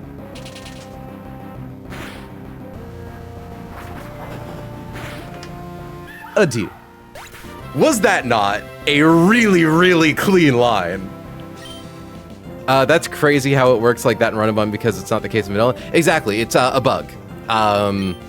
There's a lot under the hood for Run and Bun. They could only account for so much. That was a hotline. Thank you. I'm very proud of that. Like, that had 5 pre-damage Pokemon to make sure that we always baited the right move and it never used... Oh, there was a TM up there I didn't even get. Oh, heck. Well, let's go get that.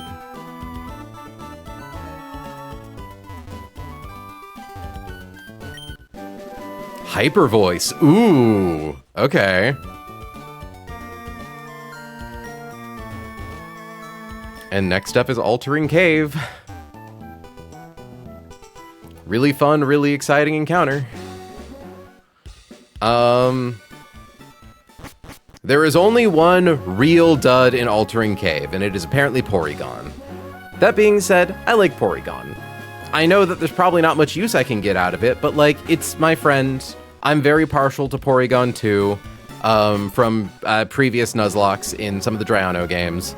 I will not be hurt if we get Porygon, but there is also a chance we get my absolute favorite baby.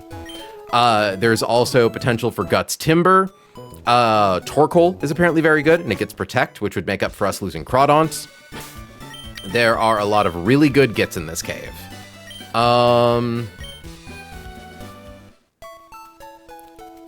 Let's grab heckin'...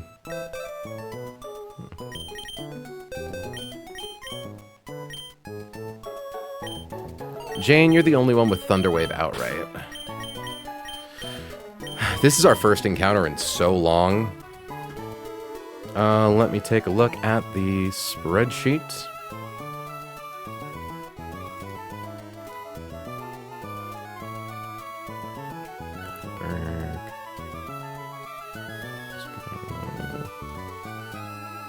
Let's write 111. So, 20% chance at Riolu, 10% chance at Timber, 10% chance at Sandshrew Alola, 10% chance at Magnemite, 10% chance at Bergmite. I don't know if Bergmite's good. 10% chance at Numel, 10% chance at Porygon, 5% chance at Girder, 5% chance at Sandslash Alola, 5% chance at Magnezone, and a 5% chance at Torkoal. I don't know how good getting Bergmite would be. I don't think I'd necessarily hate it. I'd be intrigued. I'm just making sure. I suppose if there's a Numel, we wouldn't be able to, paralyze it, but that's fine. Let's leave Maisie in the box.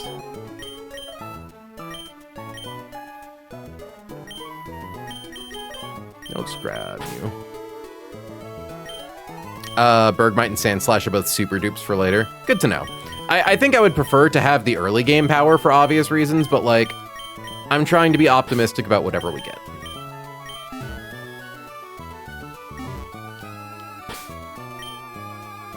Okay. Gotta give you an Oranberry. I hear that you want Magnemite more than you want Magneton also. But I think for Shoal Cave specifically, yeah, to try to get Sneasler.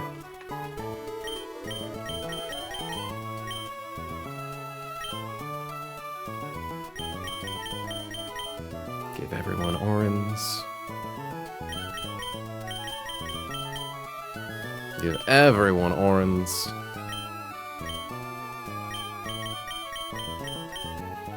Even Scalpel gets an Oranberry. Give Hamilton an Oran. Okay, how are we doing on Pokeballs?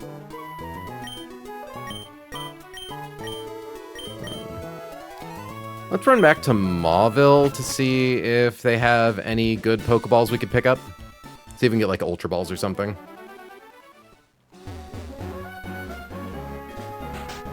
I've been trying to be really conservative with my money. Just in case, you know?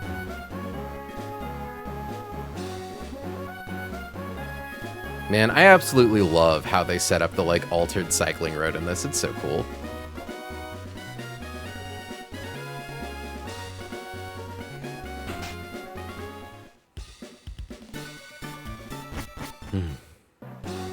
And also, there's only, like, 2 more fights until we make it back to, Petalburg. And then we have Norman's gym, which is scary. Okay, no, only Great Balls.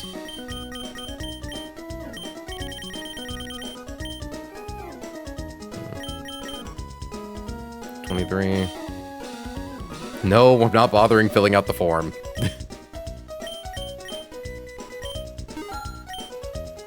Okay. No, Laika, I want my encounter. We haven't done it once. It was funny the first couple of times. I don't want to, like, milk the bit dry.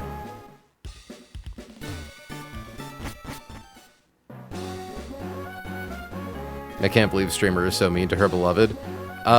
Just be funnier than, you know? No. I'm here to be competent at Pokemon. Being funny is like an accidental byproduct that happens sometimes.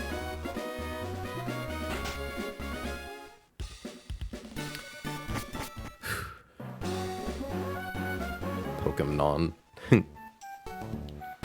I can't even give you shit about that, actually. Thank you, like it. Sometimes the streamer puts her foot down. You've been extremely competent, and I'm proud of you. Thank you. Did you see that line that we just did for Dedenne, Togedemaru, and Mimikyu? It was beautiful. I did it with bonkers. Thank you. So I need to make sure both of our things...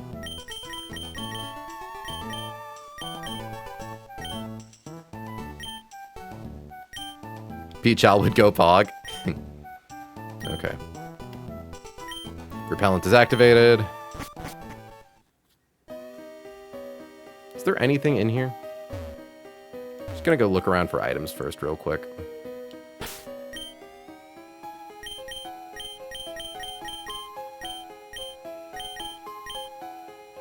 Well, I know there's an encounter in here. What's the range on the item finder?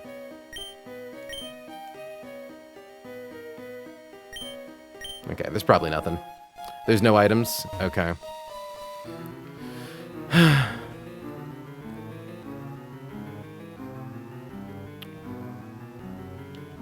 We have Jane out front.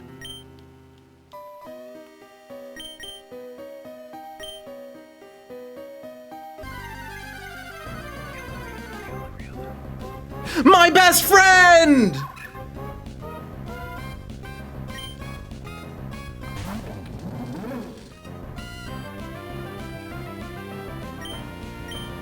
Thunderwave. Welcome. Well, I need to catch you first.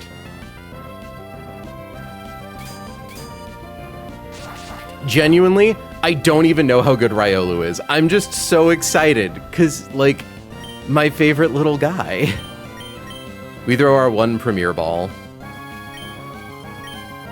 Hey, Jane, what that mouth do? Thunderwave.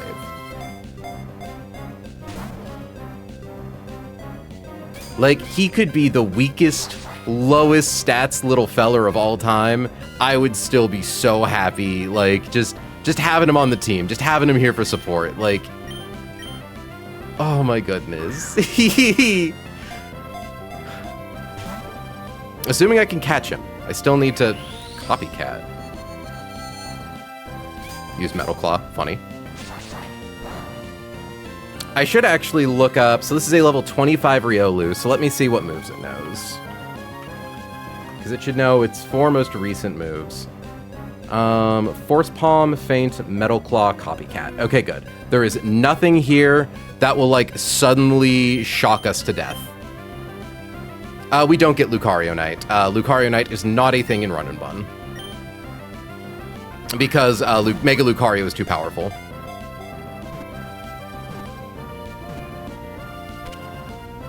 Talon Westwind, welcome to the team. It can discern the physical and emotional states of people, Pokemon, and other natural things from the shape of their aura waves. No, this is our only encounter for this entire stretch of game.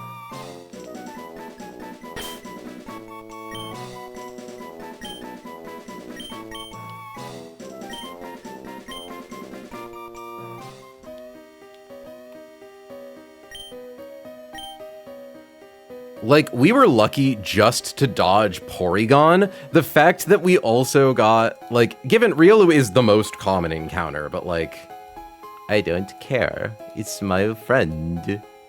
Also, like, another fighting type for Norman's gym, because Riolu evolves before we get to Norman.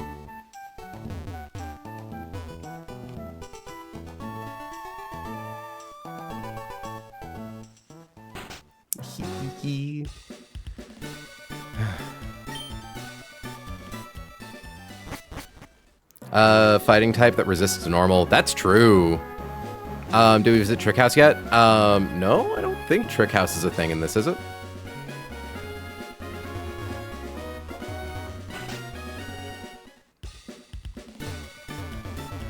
I want my decorations, April. I straight up don't think it exists in this. Trickhouse's post-game, I think. That's really funny.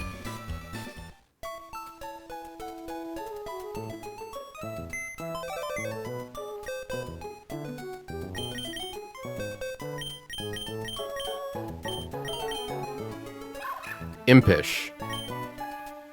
Special attack boosting nature?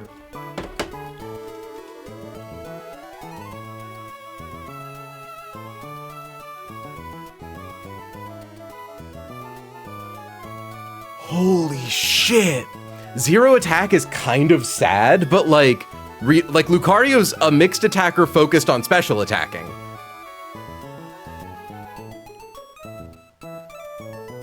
Oh, it's special attack decreasing. You're right. Sorry, I got it backwards. You're totally right. That's a little sad.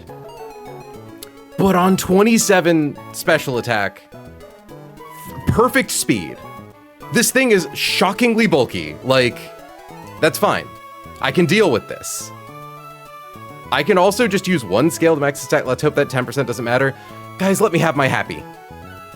Let me have my happy right now.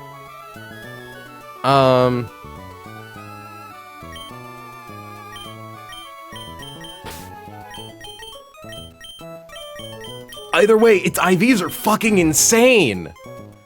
And yeah, like we said, a fighting type that resists normal moves with a maxed out defense increasing nature.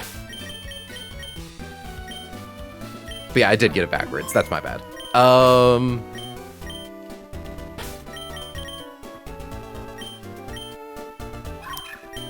Copycat mimics the last move used by its foe. It's a funny move, but it's not a move we want. Don't think we care about Feint. Can we do... No, Laika, we're not doing the Mart form. I don't want to do the Mart form. So. Oh, I didn't even check its ability, actually. Are you Steadfast or Inner Focus? Steadfast. That's a bit of a bummer. Steadfast is definitely the worst ability. But, like, I don't even care that much.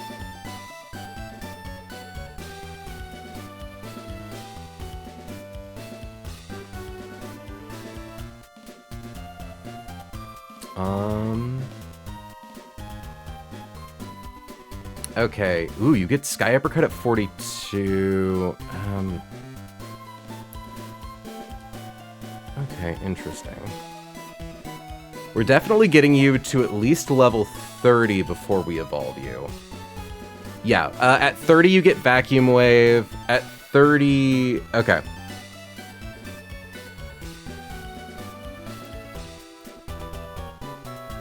Final Gambit Reversal, that's funny. Okay, yeah, so we give you... I'm sorry, I just need to look at these IVs again. 24 HP, perfect speed, perfect defense, near perfect special attack. Genuinely a one-scale goat. Yeah, so we get Vacuum Wave at 30, we get Aura Sphere at 37 as a Lucario. So we just want to get it to... Oh, wait, you get Vacuum Wave at 31 as a Lucario. Okay, it literally doesn't matter. We can just evolve this baby right away. The only reason we would maybe delay... it would be either a 1-scale hero or a 3-scale hero. We would either change its nature to be modest, or we would, like, max its attack. And then just have it be a physical attacker. Because it still gets Sky Uppercut, Iron Tail, Extreme Speed. Like, this thing definitely wants to be a mixed attacker. And again, even then, 27 special attack. That really does help to offset the decreasing nature. So I guess there is one question, right? We have one rare candy for this split. Theoretically, we could keep Riolu as Riolu, get it to 42, it learns Sky Uppercut, which is just a really powerful physical attack, physical fighting move, and then use our rare candy to evolve it into Lucario at 43. But then we'd miss Aura Sphere. Never mind, we don't want that. We want Aura Sphere really badly.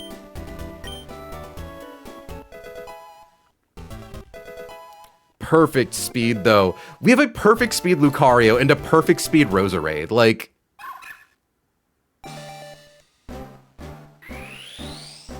Yeah, no, Lucario gets Vacuum Wave at 31. We have a priority special attack.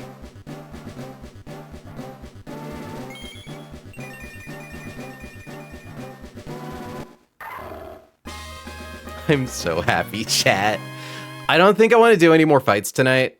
I think, like, we're 15 minutes away from closing stream. I don't think I want to go at it just now. I think I might just, like, call it after we finish this up. I'll run to the restroom and, like, I don't know. We'll look at the next fight at least. Yes, we would like Vacuum Wave. We will get rid of Copycat.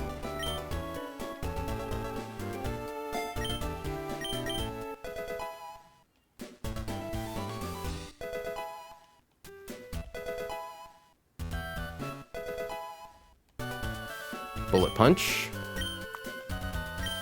Do we want Bullet Punch as well? Because, yeah, priority fighting move, priority steel move. Probably like it more than Metal Claw, but we take it over Faint right now.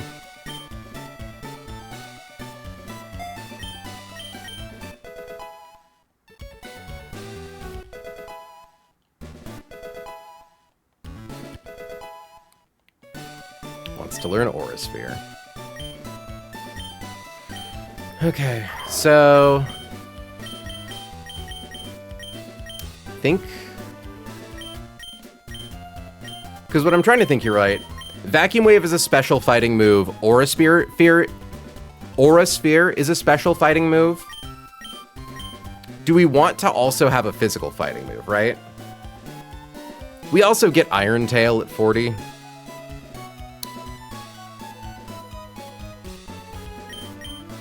I think we get rid of Force Palm for Aura Sphere.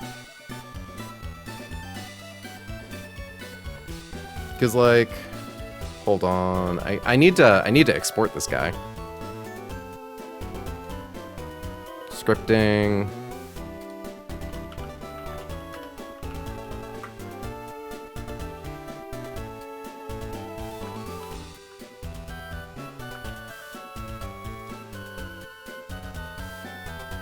Yeah, you still have better special attack than physical attack.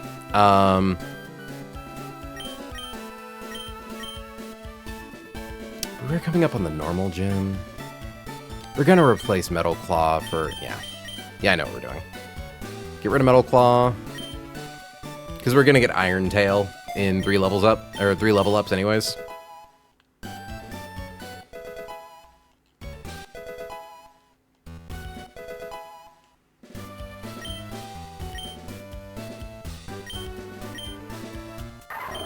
.85 accuracy is a little unfortunate, but we can kind of account for that with wide lens.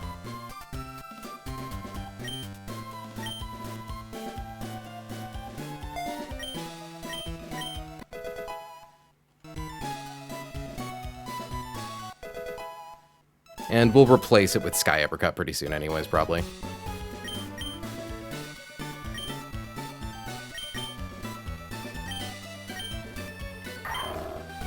Special attack of 100.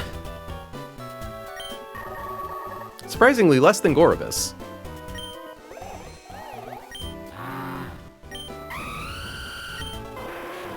Yeah, no, an offensive monster, even with a decreasing nature. I guess now I should probably re-export it.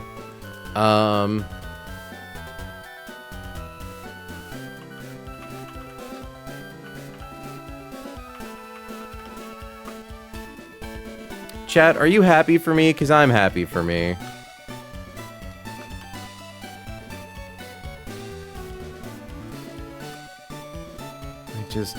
Oh my god. 2 priority moves, a never miss move, a special fighting attack. You're very happy for me? Thank you, Watermelon. So chat, fun fact about me, my body is full of piss. And I need to expunge that to purge myself of sin. So I'm gonna go pee. And I'll be back in like a couple of minutes.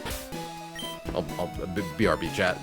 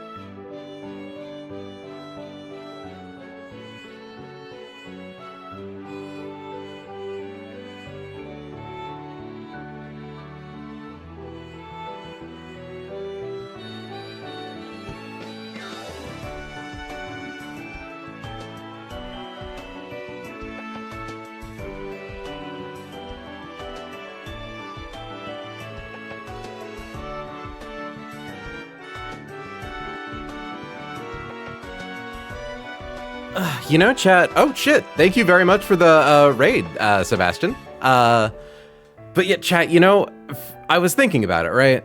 And like at first, I was like, oh, it's kind of a bummer that we have Steadfast instead of Inner Focus.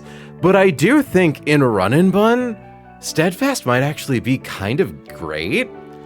Because I'm thinking about it in the context of like, okay, turn 1 against a Pokemon that knows Fake Out. We swap into Talon, we get the free speed boost. We then outspeed. We're fighting a Pokemon that like, it has a move like Iron Head or Zing Zap, like it outspeeds us and it flinches us. But if it flinches us, it boosts our speed, so we outspeed it next turn. So it basically keeps us kind of on pace for how we plan to do the fight anyways. I don't think Steadfast is actually that bad. Especially on like, hey, I got raided in while checking my dinner. Well, I hope you're enjoying your dinner. Oh,